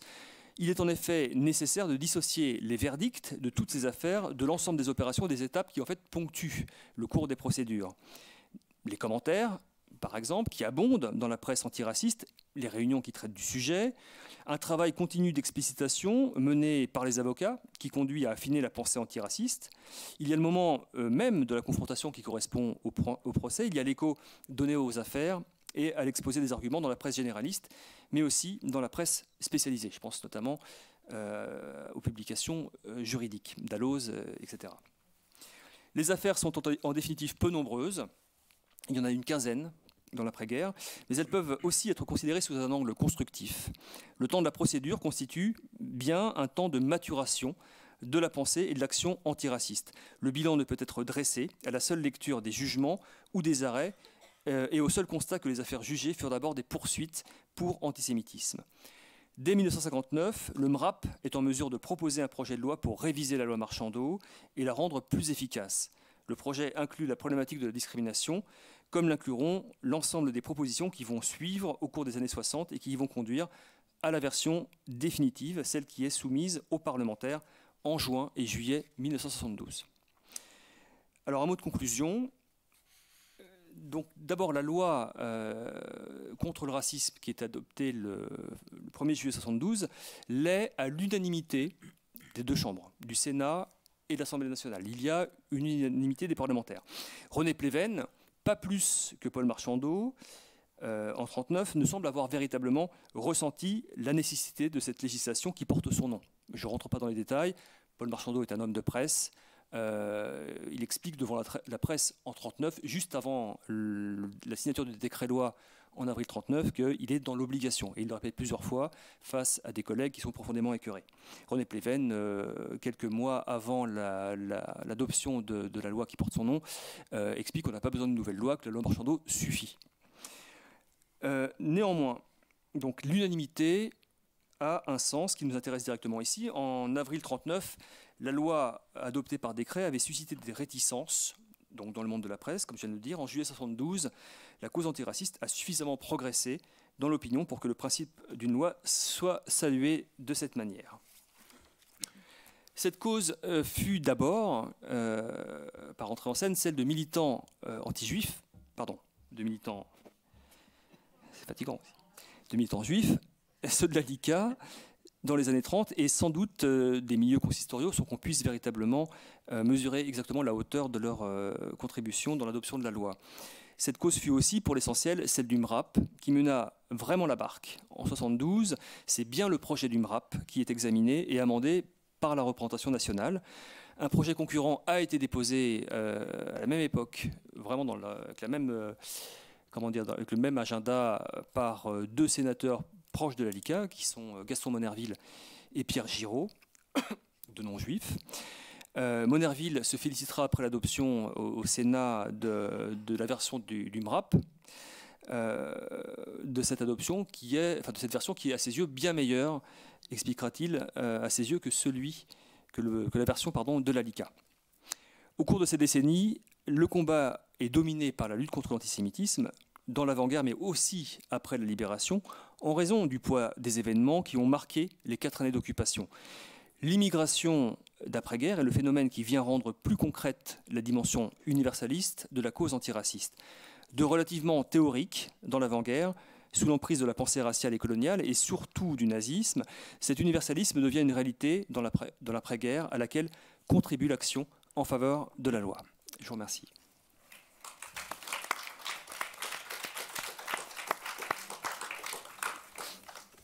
Merci beaucoup Emmanuel. On va passer à la dernière intervention de la journée qui, je crois, va résonner avec beaucoup de ce qui a été dit, mais notamment avec ce que Zoé a dit sur les communistes yiddishophones. Là, on va s'intéresser à d'autres juifs communistes, ceux qui s'engagent dans les pays de l'Est, et c'est Sonia Combe qui va nous présenter cette intervention. Vous êtes chercheuse associée au Centre Marc Bloch à Berlin, où vous avez également été professeur invité dans les 2 grandes universités de la ville, la Humboldt et la Freie Universität. Vous êtes spécialiste du monde communiste est-européen et plus particulièrement de l'Allemagne de l'Est, donc, dont vous allez sûrement nous parler en particulier dans votre intervention, et à laquelle vous avez consacré un ouvrage sorti tout récemment, septembre 2019, La loyauté à tout prix. Je vous laisse la parole. Oui, merci. Il faut que j'appuie quelque part, non? Ça va? D'accord. Oui, alors malheureusement, vous ne trouverez pas ce livre pour le cas où vous auriez eu envie de le lire, puisqu'il n'est pas à la librairie. Voilà. Bien. Alors, je vais vous parler effectivement de l'engagement communiste d'intellectuels juifs dans les pays de l'Est entre 1945 et 1949, et essentiellement des juifs communistes allemands. Mais je vais commencer par le début de ma recherche. Il y a environ 10 ans, j'étais dans l'appartement du philosophe hongrois Georg Lukács, qui a écrit Histoire et conscience de classe, qui était une lecture obligée en 1968. Maintenant, c'est un peu oublié.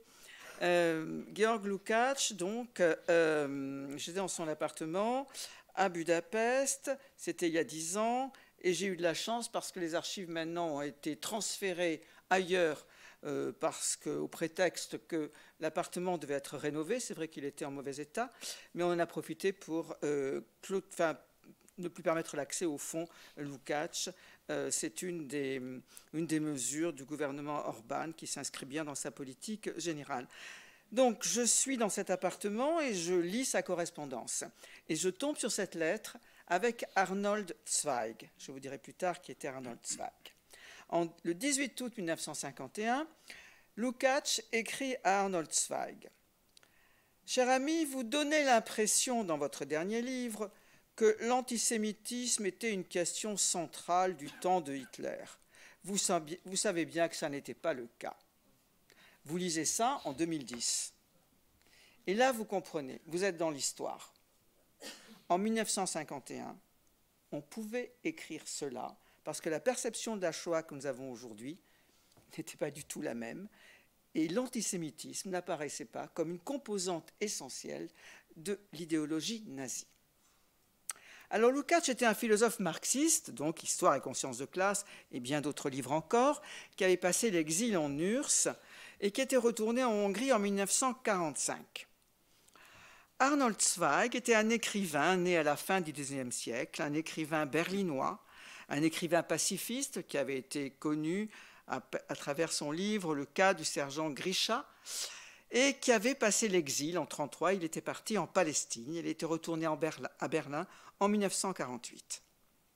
Tous les deux étaient juifs, tous les deux, l'un était communiste, c'est-à-dire Lukács, l'autre était sioniste, proche des communistes. Lukács était membre du gouvernement de Imre Nagy en 1956, Budapest 56. C'est la raison pour laquelle il est, comme il dit, transporté en taxi à Budapest, dans la proximité de Bucarest, en prison, résidence surveillée, organisée par les soviétiques. Taxi, c'était la contraction du tank et du taxi. Voilà. Il reviendra, il fera partie des heureux qui n'auront pas été fusillés. Imre Nagy, comme vous savez, a été fusillé, ainsi que plusieurs de ses compagnons. Lukács, peut-être parce qu'il avait une réputation internationale à l'époque, il était très connu, c'était quand même le philosophe préféré de Thomas Mann, un des personnages de La Montagne magique. Lukács en réchappe, retourne à Budapest, est naturellement exclu du parti, se bat pendant 10 ans pour obtenir sa réintégration dans le parti. Il l'obtient à la fin des années 60. Il ne retournera jamais à une seule réunion du parti, mais il aura sa carte du parti. Et il terminera ses jours en communiste critique. Il créera même une école, l'école Lukács, qui donnera naissance, enfin qui formera tous les dissidents dont la Hongrie a été prolixe, enfin, par comparaison avec d'autres pays, notamment Agnes Heller, qui est récemment disparue. Alors Arnold Zweig, lui, n'a jamais été membre du parti, mais il prendra parti pour la RDA. Il quittera la Palestine à la veille de la création de l'État d'Israël, convaincu qu'un État socialiste juif et arabe ne sera jamais possible. Alors, si vous voulez, le communisme, bon, on le sait, on l'a dit maintes fois, c'était la religion séculière du XXe siècle. Il se serait substitué à la religion d'origine, et particulièrement à la religion juive.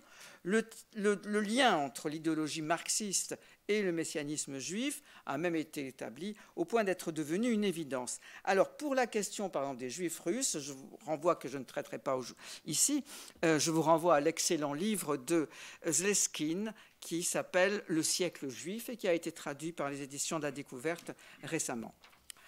En ce qui concerne les juifs allemands, je vous renverrai à l'article « Messianisme juif et utopie libertaire en Europe centrale » du sociologue français Michael Levy, que vous devez connaître, qui évoque donc la rencontre entre ces deux univers culturels qui prit la forme, dit Levy, d'affinités électives entre le messianisme juif et les idées révolutionnaires chez les intellectuels juifs de culture allemande du début du XXe siècle, issus de milieux assimilés.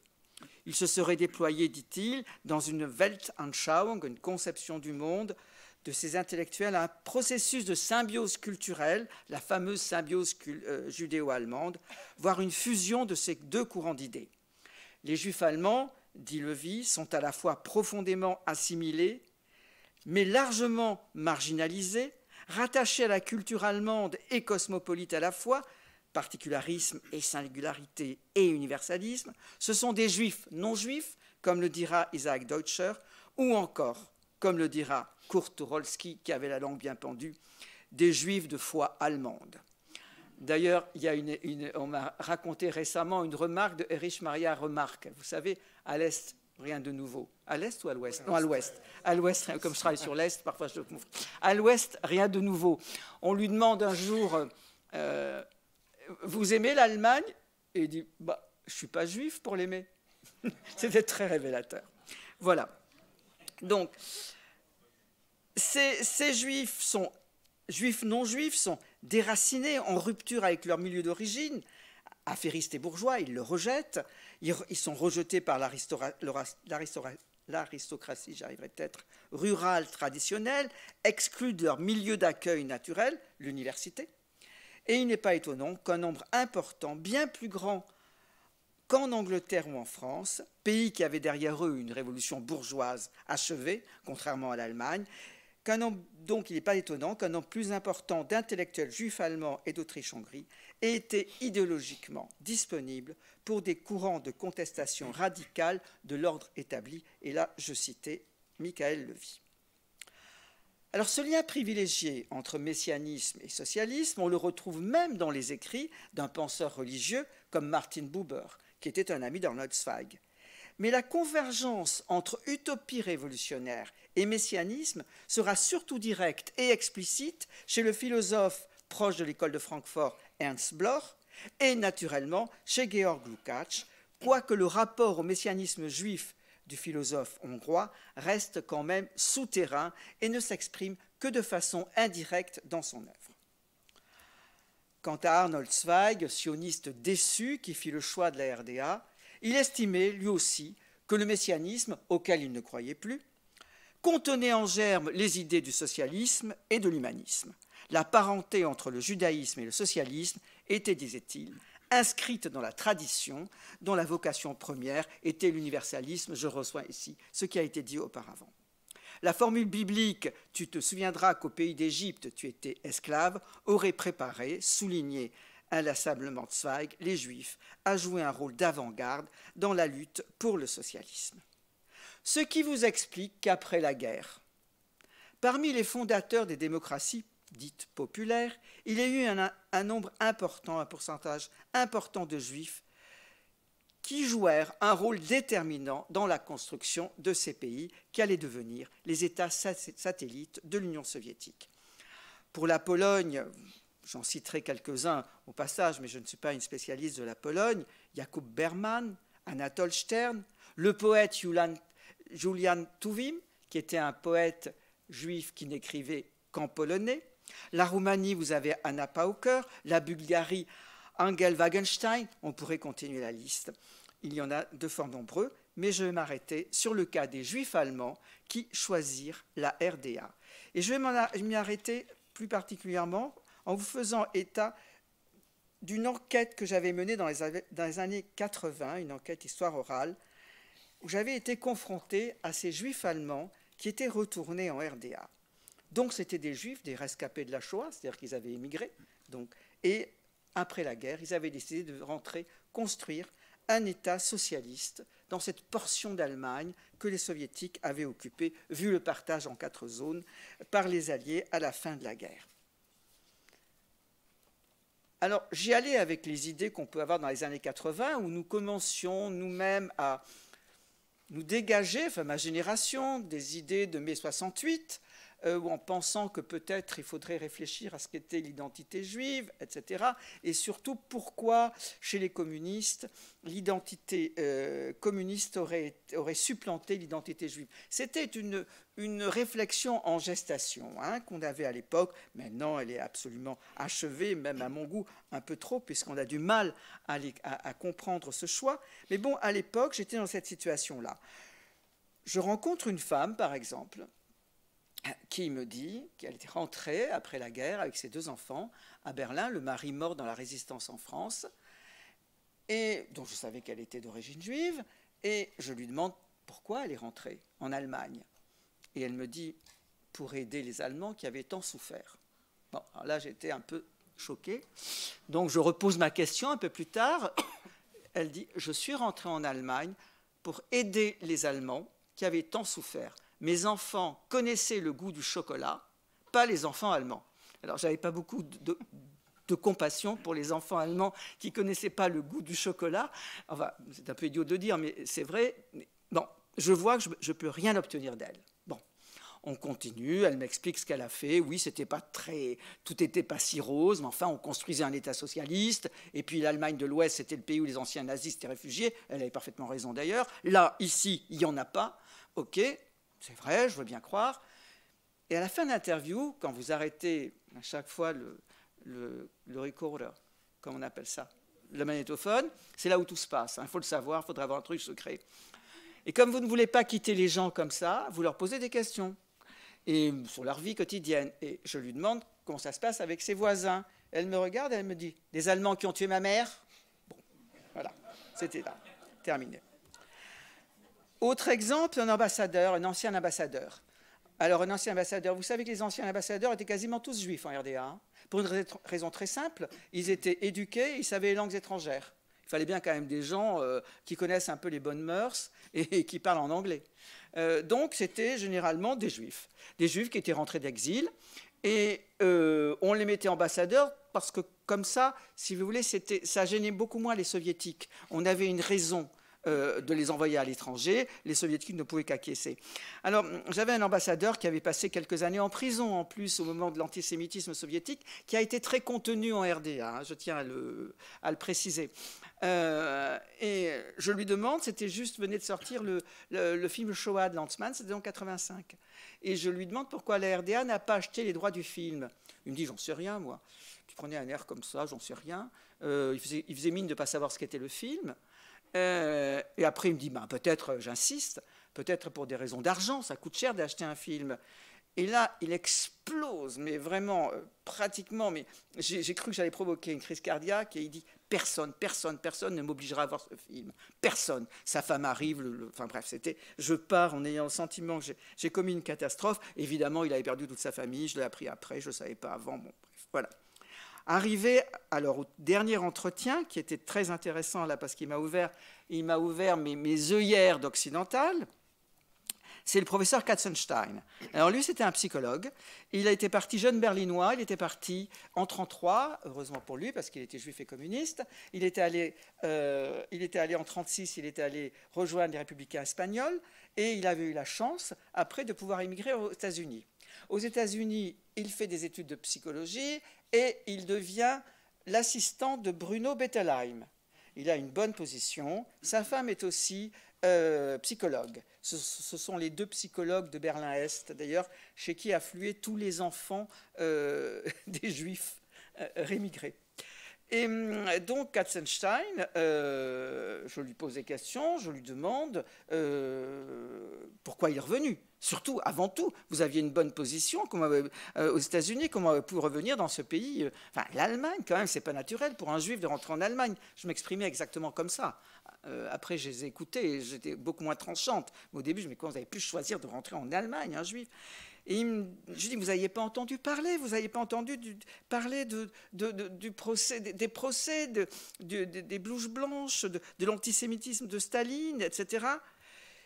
Il me dit, oui, j'avais entendu parler, mais je pensais que c'était la propagande. En revanche, moi, je savais une chose, c'est qu'en 1950, Julius et Ethel Rosenberg avaient été arrêtés, et qu'en juin 1953, j'ai assisté quasiment à leur exécution. Et là, tout d'un coup, je me dis, ah mais oui, c'est le contexte de la guerre froide. Et vous voyez, ça me renvoie tout à fait au fait que moi, je vois ce qui se passe à l'Est. Ah, je suis au courant des crimes staliniens, tout ça. Mais l'Ouest, je l'ai un peu oublié. Et toute la période du macartisme, elle a été déterminante pour que des antifascistes allemands, lorsqu'ils étaient proches du communisme ou communisme eux-mêmes, retournent en Allemagne. Et si on ne sait pas, si on ne se replonge pas dans l'histoire, on ne comprend absolument pas pourquoi ils sont rentrés. Alors, il y avait en plus quand même ce climat de peur de la guerre atomique. Et en Europe, surtout, l'URSS apparaît comme le vainqueur de la guerre, comme vous le savez, alors que le macartisme sévissait aux États-Unis. La plupart des antifascistes allemands devaient passer devant la commission des activités anti-américaines. On leur demandait s'ils avaient été communistes. Brecht était très intelligent, Bertolt Brecht, le dramaturge. Il n'a jamais été membre du parti, donc il disait la vérité. Non, je n'ai jamais été membre du parti. Et à peine il a quitté la commission, il a pris le premier avion pour quitter le pays. Il risquait très naturellement d'être assigné à résidence. On ne les mettait pas forcément en prison, on les assignait à résidence. Ensuite intervient un autre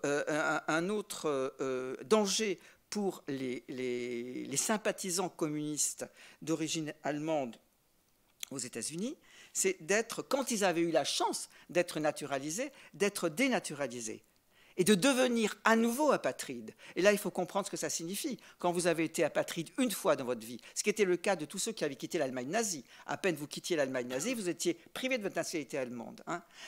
Dès lors que vous avez été une fois apatride, vous savez qu'obtenir une nationalité après, d'être naturalisé dans un autre pays, c'est quelque chose qui a une valeur extraordinaire. Et là, ils avaient vraiment très peur d'être dénaturalisés. Thomas Mann, par exemple, avait été naturalisé américain et il était menacé d'être dénaturalisé parce qu'il avait envoyé des vœux d'anniversaire à Becher, qui était le premier ministre de la culture de la RDA. Ça allait très très loin. Becher était un poète très connu en Allemagne d'avant-guerre et Thomas Mann le connaissait et lui avait envoyé donc ses vœux d'anniversaire. Et le FBI avait trouvé la trace et donc il risquait d'être dénaturalisé. Donc cet ensemble fait que de mesures et ce climat américain anticommuniste, c'est après que Churchill ait prononcé sa fameuse phrase sur le rideau de fer qui s'est abattu sur l'Europe, ce climat fait qu'il va y avoir des retours vers l'Allemagne. Alors, il n'y a pas de statistiques, pas plus de statistiques du nombre de gens qui ont quitté l'Allemagne que le nombre de gens qui sont rentrés. On estime à peu près 150 000 le nombre de pas d'Allemands, enfin de germanophones, c'est-à-dire Allemagne, Autriche, j'allais dire Autriche-Hongrie, non, elle n'existait plus, qui ont quitté, alors entre 33 et 33, qui ont quitté l'Europe. On ne sait pas le nombre de ce qu'on appelle les Remigranten, les rémigrés en Allemagne. Ce qu'on sait en revanche, c'est que moins de la moitié, grosso modo, on a un ordre de grandeur, si vous voulez. Moins de la moitié des antifascistes exilés hors d'Allemagne, après 1933, sont retournés en Allemagne, dont seulement 4% de juifs, et majoritairement en Allemagne de l'Est. Alors vous avez des gens qui n'ont absolument pas pu choisir entre les deux Allemagnes. C'était par exemple Thomas Mann ou d'autres qui ont choisi la Suisse. C'était une possibilité, la Suisse, de retrouver sa langue maternelle, langue qu'ils avaient perdue dans l'exil, mais qui vous mettait à l'abri de, comme disait Thomas Mann, de mourir en Allemagne. Il avait une peur atroce d'être enterré en terre allemande, Thomas Mann. Donc la Suisse, Zurich, fut son choix. Alors parmi ceux qui sont revenus, il y avait l'écrivaine Anna Zegers, le journaliste qui est devenu écrivain Stefan Hermling, le philosophe Ernst Bloch, Principe, Espérance, un grand livre qu'il avait écrit aux États-Unis. Il n'avait que ça à faire. Le malheureux, il était privé de sa langue comme outil de travail et il était dans l'isolement total et il a pu écrire ce grand livre. Il y avait Helene Weigel. Helene Weigel, c'était la compagne de Brecht. Brecht n'était pas juif, mais sa femme l'était, Helene Weigel. De même, d'ailleurs, vous savez qu'Hélène Weigel, c'était l'amour nécessaire, dans le terme Sartre-Beauvoir, l'amour nécessaire de Brecht, mais après, il avait des amours contingentes, qui étaient généralement des actrices, qui ont réussi grâce à lui, d'ailleurs. Hein. C'était pas simplement un womanizer. Non, il les faisait bien travailler. Elles étaient pratiquement toutes juives. Bien, donc, on dirait que Brecht était assez enjuivé, entre guillemets. Vous avez Hans Eisler, hein, par exemple, celui qui a écrit La musique de Nuit et brouillard d'Alain Resnais. Vous avez l'économiste qui est malheureusement pas très connu en France, Jürgen Kuczynski, mais je lui consacre un chapitre dans mon livre. Et c'était quelqu'un qui aurait dû être nobelisable, qui était nobelisable et qui ne l'a jamais été, qui savait très bien que les Américains s'y opposeraient toujours. Il faisait partie de ceux qui avaient aidé à faire transiter c'est pas les Rosenberg qui ont livré vous le savez, la façon de faire la bombe atomique. Hein. C'est pas Julius Rosenberg, le malheureux, il avait quelques petits schémas dont les soviétiques se moquaient complètement. Non, c'était Klaus Fuchs, un savant atomiste qui avait travaillé pour le projet Manhattan à Los Alamos et qui était parti ensuite en Angleterre et qui était un savant physicien allemand. Et c'est lui qui a fait transiter le projet, le schéma de création de la bombe par Jürgen Kuczynski. Donc vous imaginez bien que Kuczynski avait beau être un immense économiste marxiste, mais vraiment un immense économiste, il a une œuvre considérable. Les Américains, sachant très bien que c'était par lui que la bombe avait été donnée aux Soviétiques, ils n'auraient jamais laissé le prix Nobel lui être attribué. Vous avez d'autres personnes comme Stefan Heim, ce sont des gens qui ne sont pas très connus ici, mais qui sont très très connus en Allemagne. Donc, toutes ces personnes dont je vous parle, ces intellectuels, ce sont aux côtés des pères fondateurs politiques, c'est-à-dire ceux qui sont rentrés de Moscou, les communistes allemands, fidèles à Moscou, et que Moscou renvoie à Berlin, dans la zone d'occupation soviétique, pour construire un satellite, un État satellite. Aux côtés de ces pères fondateurs politiques, on trouve des pères fondateurs idéologiques, culturels. Ce sont ces intellectuels que le régime communiste a intelligemment ramené, attiré de nouveau sur cette terre pour avoir une caution intellectuelle. Enfin, je parle de façon caricaturale parce qu'il y avait aussi une part de sincérité dans le fait qu'il voulait créer un État où la culture soit accessible aux masses et que les masses aillent à la culture. Hein. Là, quand je vous dis à attirer fort intelligemment, c'est vrai que ce sont les officiers soviétiques en poste dans la zone d'occupation de l'Allemagne, donc de la partie qui allait devenir la RDA. Ces officiers soviétiques étaient des gens cultivés, intelligents, tous juifs, pour une raison très simple. C'est que Staline savait qu'on pouvait compter sur eux pour mener à bien la dénazification. Et ce qui s'est passé d'ailleurs. Il avait très bien misé, il avait très bien vu. Et c'est eux qui ont eu une politique intelligente, c'est-à-dire que tout de suite d'ailleurs, il y a un exemple quand même qui est un signe fort, la première pièce qui a été jouée à Berlin-Est, dans un Berlin-Est en ruine, au Deutsches Theater, ça a été Nathan le Sage de Lessing. Le premier livre qui a été publié, c'est la langue sur Lingua LTI de Victor Klemperer, la langue sur la langue allemande contaminée par l'idéologie nazie. Vous savez que Klemperer était un philologue juif qui a été caché pendant toute la guerre et qui a écrit pour résister mentalement. Il a écrit sur la façon dont la langue allemande était pervertie par l'idéologie. Bien, ça c'est l'œuvre des officiers soviétiques qui ont été après remerciés et renvoyés dans leur pays dès que la RDA a été construite. Et là d'ailleurs, il faut bien dire que la plupart, c'est le philosophe Gadamer qui disait qu'il avait essayé de rester en Allemagne aussi longtemps que les soviétiques étaient là. Il dit, quand j'ai vu arriver les bureaucrates de Moscou, les esprits bornés et tout, j'ai compris que la culture était en danger et je suis passé à l'ouest. Voilà, la culture est en danger. Gadamer était quand même quelqu'un qui s'était tué pendant tout le nazisme. Il avait eu, Hans-Georg Gadamer, un grand philosophe, il faut le reconnaître, il avait eu l'intelligence de ne jamais prendre sa carte du NSDAP et probablement qu'il était resté dans ce qu'on a appelé l'exil intérieur.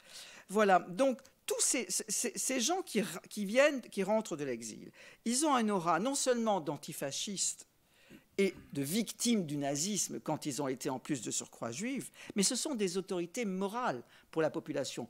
Une population qui est assez effondrée, qui croule sous le poids de la faute dont elle réalise l'importance. La génération des 15-16 ans, Christa Wolf par exemple, vous voyez ces gens-là, des gens connus comme Christa Wolf, ces écrivains, Heiner Müller, le dramaturge, ils ont 15-16 ans. Quand on leur apprend en 1945 qu'ils ont été socialisés dans un état monstrueux, et à ce moment-là, vous avez une élite politique soutenue par une élite intellectuelle qui leur dit « on vous propose autre chose, on propose un État qui est l'opposé total du Troisième Reich, un État qui est fondé sur les idéaux qui sont les idéaux classiques et qui sont des très beaux idéaux. Le problème, ça a été leur mise en pratique. Mais l'égalité des chances, émancipation, politique sociale, etc. Et surtout politique culturelle. Encore une fois, la culture qui va aux masses. Alors, parmi les raisons du retour qui font qu'après, en discutant avec eux, je pouvais un peu discuter, je pouvais comprendre, il y avait évidemment l'attachement à la langue. Hein. L'attachement à la langue, c'est fondamental. Tuwim disait... le Polonais Julian Tuwim, il disait quelque chose qui était assez amusant. Il disait « Tous les autres pays sont des hôtels, la Pologne, c'est la maison. » Mais parce qu'il y a ma langue, c'est ma langue, la maison. Hein. Mais bon, beaucoup l'ont dit, Pessoa l'a dit, la langue, c'est la patrie. Et c'était une des raisons fondamentales. Brecht, je le souligne toujours parce que c'est très drôle, il ne supportait pas qu'on lui demande d'épeler son nom aux États-Unis. Le grand Brecht, il ne pouvait pas supporter ça. Voilà, alors il y avait l'attachement à la langue, et puis alors il y a cette stratégie de séduction mise en place par les officiers soviétiques pour les attirer, proposant à Brecht un Berliner Ensemble, un théâtre, à Ernst Bloch lui donnant la chaire dont les nazis l'avaient privé, redonnant à Klemperer, qui avait été privé de sa chaire à Dresde, lui redonnant sa chaire, proposant à Hans Mayer une chaire à Leipzig, c'est-à-dire que par cette politique, ouvrant une maison d'édition, proposant aux uns et aux autres de les éditer, et ils ont tous été édités, Anna Zegers était rééditée immédiatement, alors qu'à l'Ouest, on ne s'occupait pas tellement d'édition, et à l'Ouest qui plus est, ces gens-là étaient mal vus. Il faut comprendre que tandis que les soviétiques leur tendaient les bras, d'autres diront que c'était un piège, peut-être, mais à l'Ouest, il n'y avait aucun plan pour les accueillir, et au contraire, ils étaient extrêmement mal vus. Ils incarnaient la mauvaise conscience, et il y avait, je crois que il y a des statistiques qui montrent comment les anciens, les prisonniers de la Wehrmacht, au fur et à mesure qu'ils étaient libérés, pour peu qu'ils aient des diplômes, se retrouvaient professeurs à telle université, etc., tandis que les rémigrés, eux, attendaient, avant d'avoir un poste à l'université, n'en avaient souvent pas, se tournaient vers le journalisme. C'était vraiment deux poids, deux mesures, hein. Sans compter qu'évidemment, il y avait aussi pour les antifascistes qui rentraient en Allemagne le fait que la dénazification a été menée de façon approfondie en RDA, dans la partie soviétique, et elle a été une dénazification de façade à l'ouest. Alors maintenant, c'est quelque chose, mon éditeur Antoine Spire m'avait dit, mais non, tu ne crois pas que tu te gourres là? Non, c'est pas possible, c'est pas vrai. Et c'est amusant parce qu'il reflétait, oui, ce qu'on a toujours pensé jusqu'à présent. Et maintenant, depuis une dizaine d'années, il y a de plus en plus de travaux en Allemagne là-dessus, où on montre que c'est phénoménal, hein. 80% des administrations étaient occupées par des anciens nazis, mais je dis peut-être pas les dignitaires. On avait exécuté quelques-uns à Nuremberg, mais il en restait d'autres. Mais des vrais nazis, pas des gens qui avaient été des soldats de la Wehrmacht, hein. Quant au BND, les services de renseignement, alors là, c'était ça n'était qu'un nid de nazis. Voilà, d'anciens nazis. Bien. Alors, pour les antifascistes, enfin les protagonistes de mon livre, construire une Allemagne socialiste, c'était construire une Allemagne contre la RFA. Et c'était pour les Juifs une double revanche. C'est la raison pour laquelle j'ai pensé, au moment de la réunification, que pour eux, la disparition de la RDA, c'était vraiment une double peine. C'est-à-dire qu'au moins, ils avaient pu régler leur compte avec l'Allemagne à travers ce combat quotidien que la RDA menait contre la RFA, avec ce point fort qui était la dénonciation systématique par la RDA des anciens nazis qui se trouvaient à l'Ouest. Et on pensait que c'était la propagande. Et on s'est rendu compte que pas du tout. Les services est-allemands travaillaient de façon très rigoureuse, et ils savaient exactement, quand ils disaient qu'un tel était un ancien nazi, ils avaient raison, ce n'était pas de la propagande. Bien. Donc ils étaient dans un état qui, au moins de ce point de vue-là, leur permettait de régler leur compte avec l'Allemagne nazie. Et quand le mur est tombé, je me souviens qu'on a demandé à... Vous savez que le mur est tombé le 9 novembre, oui, ce sera demain, 30 ans. Mais le 9 novembre, c'est une autre date en Allemagne. C'est la date du pogrom de la Nuit de Cristal, 9 novembre 1938. Et c'était une date qui est complètement passée à la trappe de l'histoire en Allemagne. Ça, je peux vous dire que demain, on en parlera très peu en Allemagne, hein, dans les festivités qui sont prévues. Donc, qui ne sont pas très festives, hein, les festivités, parce que c'est la fin de la success story de la réunification allemande, là, avec le vote de l'AfD. On rit plus tellement. Enfin, on n'est plus tellement si heureux de la façon dont l'Allemagne de l'Est a été absorbée par l'Allemagne de l'Ouest, puisqu'on est en train de faire un lien avec ce qui se passe dans la scène électorale. On avait posé la question à Helmut Kohl. Vous savez ce qui s'est passé en Allemagne le 9 novembre, un certain 9 novembre? Ah ben non, il l'avait oublié. Pour lui, il n'y avait qu'une chose qui s'était passée, c'était la chute du mur. Hein.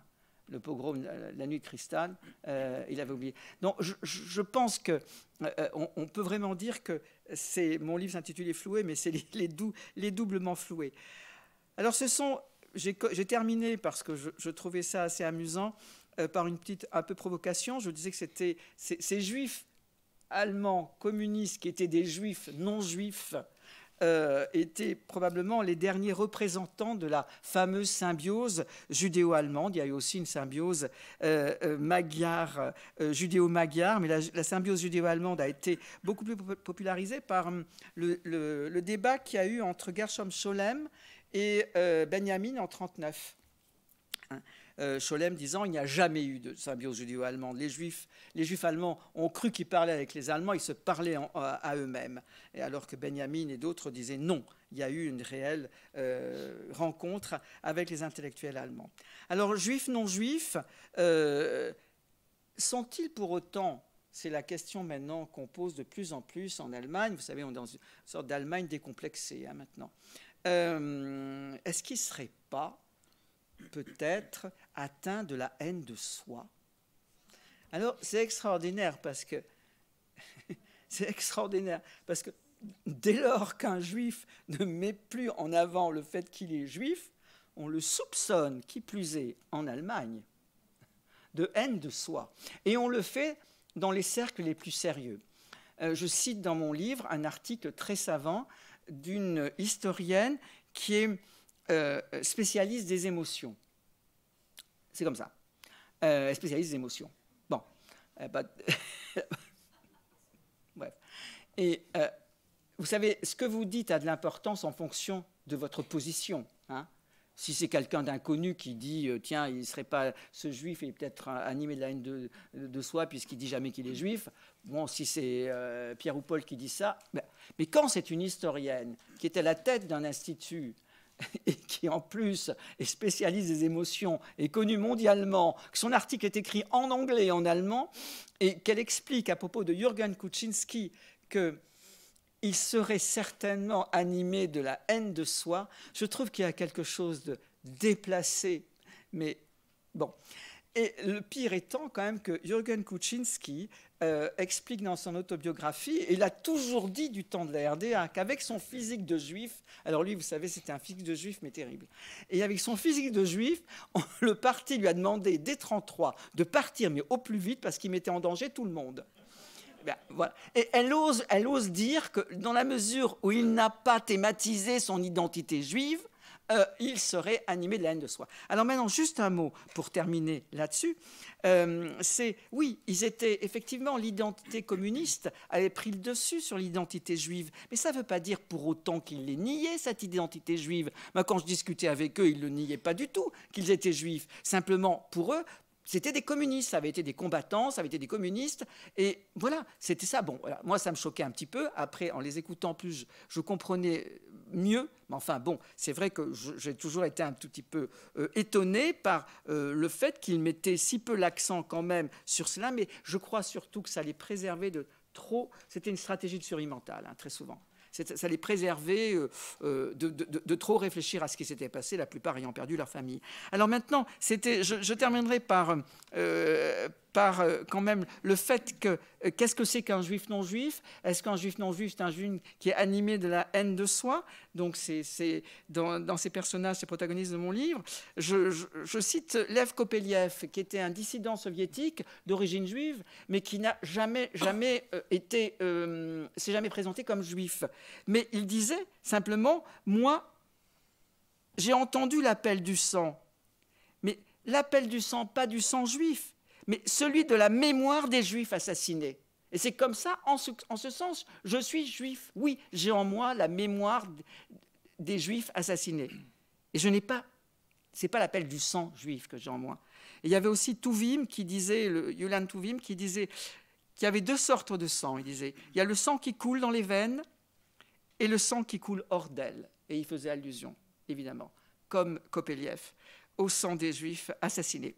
Voilà, alors je crois que c'est ainsi que ces Juifs, non-Juifs, communistes, floués parce que oui, peuvent peuvent être perçus. Floués, c'est un terme que j'ai choisi parce que je pense qu'ils n'ont pas été trompés ou déçus seulement. C'est entre les deux.